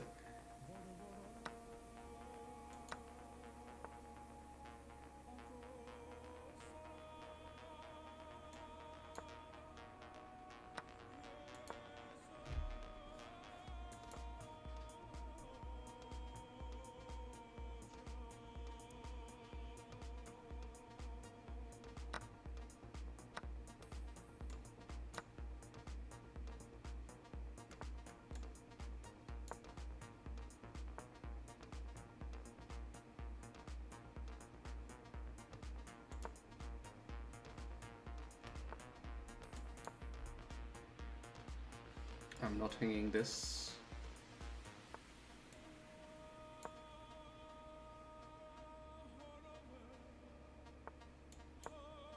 Okay, let's try to get into G7.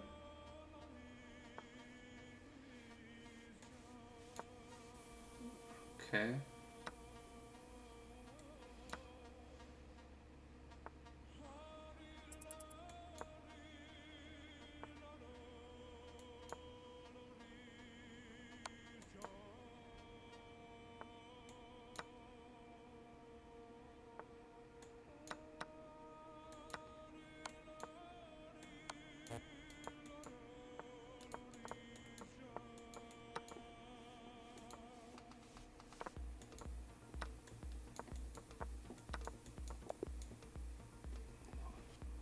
Okay, that was close, I guess. Flagging is just a big part here, right?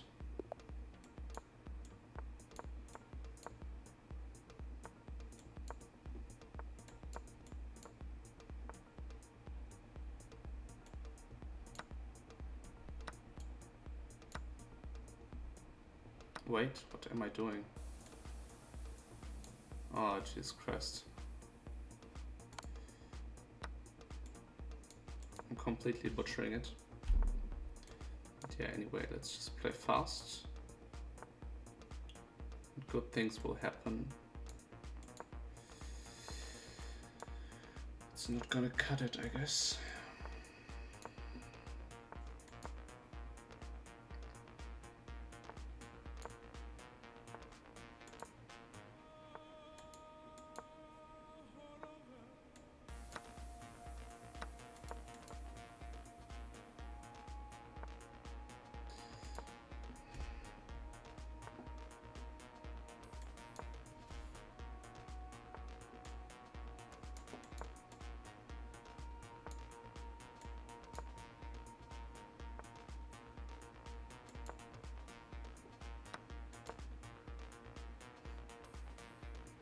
I don't know.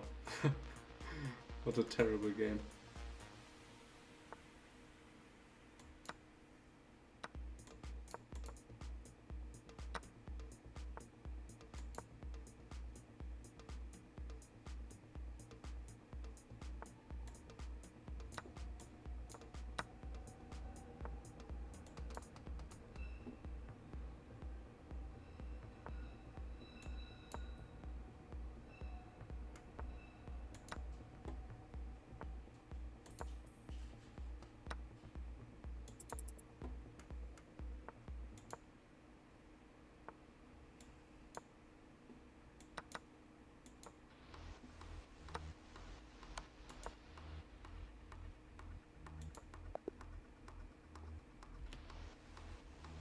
Yeah, these guys are just playing too slow, I guess.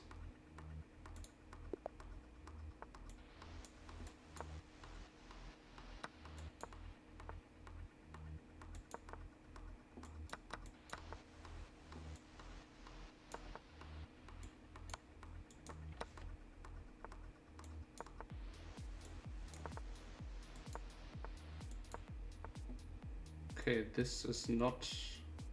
He's not playing too slow. Okay, let's go here and here.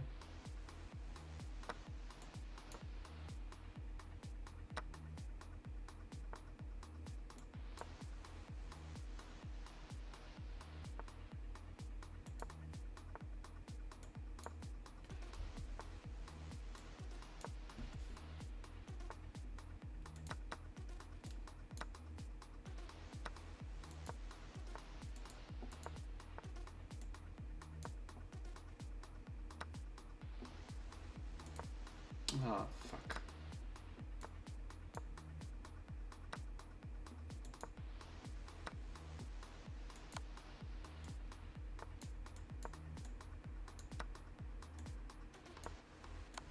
Yeah, this guy is quite good.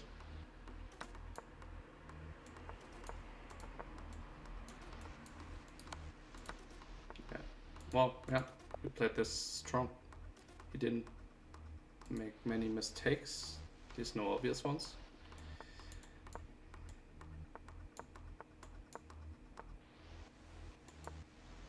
I think I go here. Okay.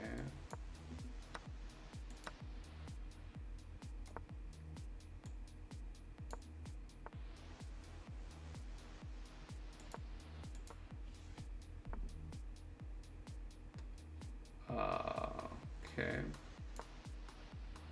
Yeah, this makes no sense.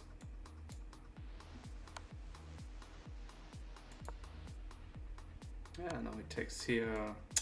Hate this.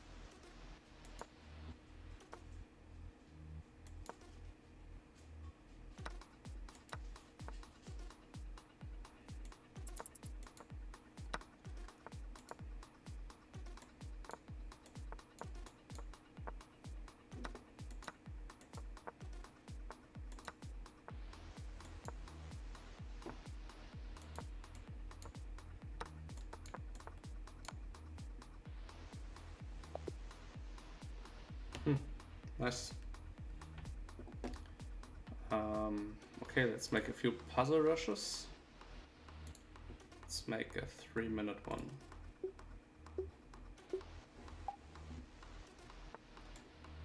So.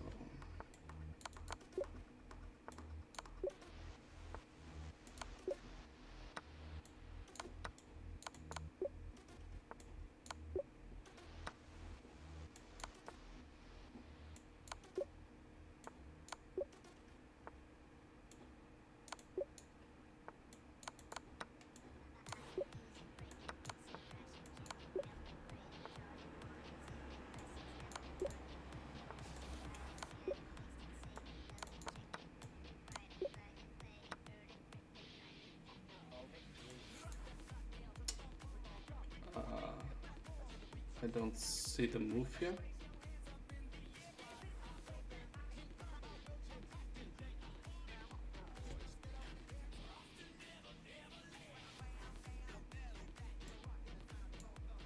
I don't see the move.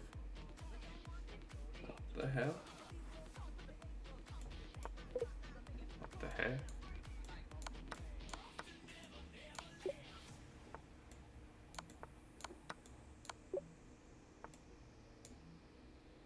Yeah, I'm just too tired for this. What was this puzzle?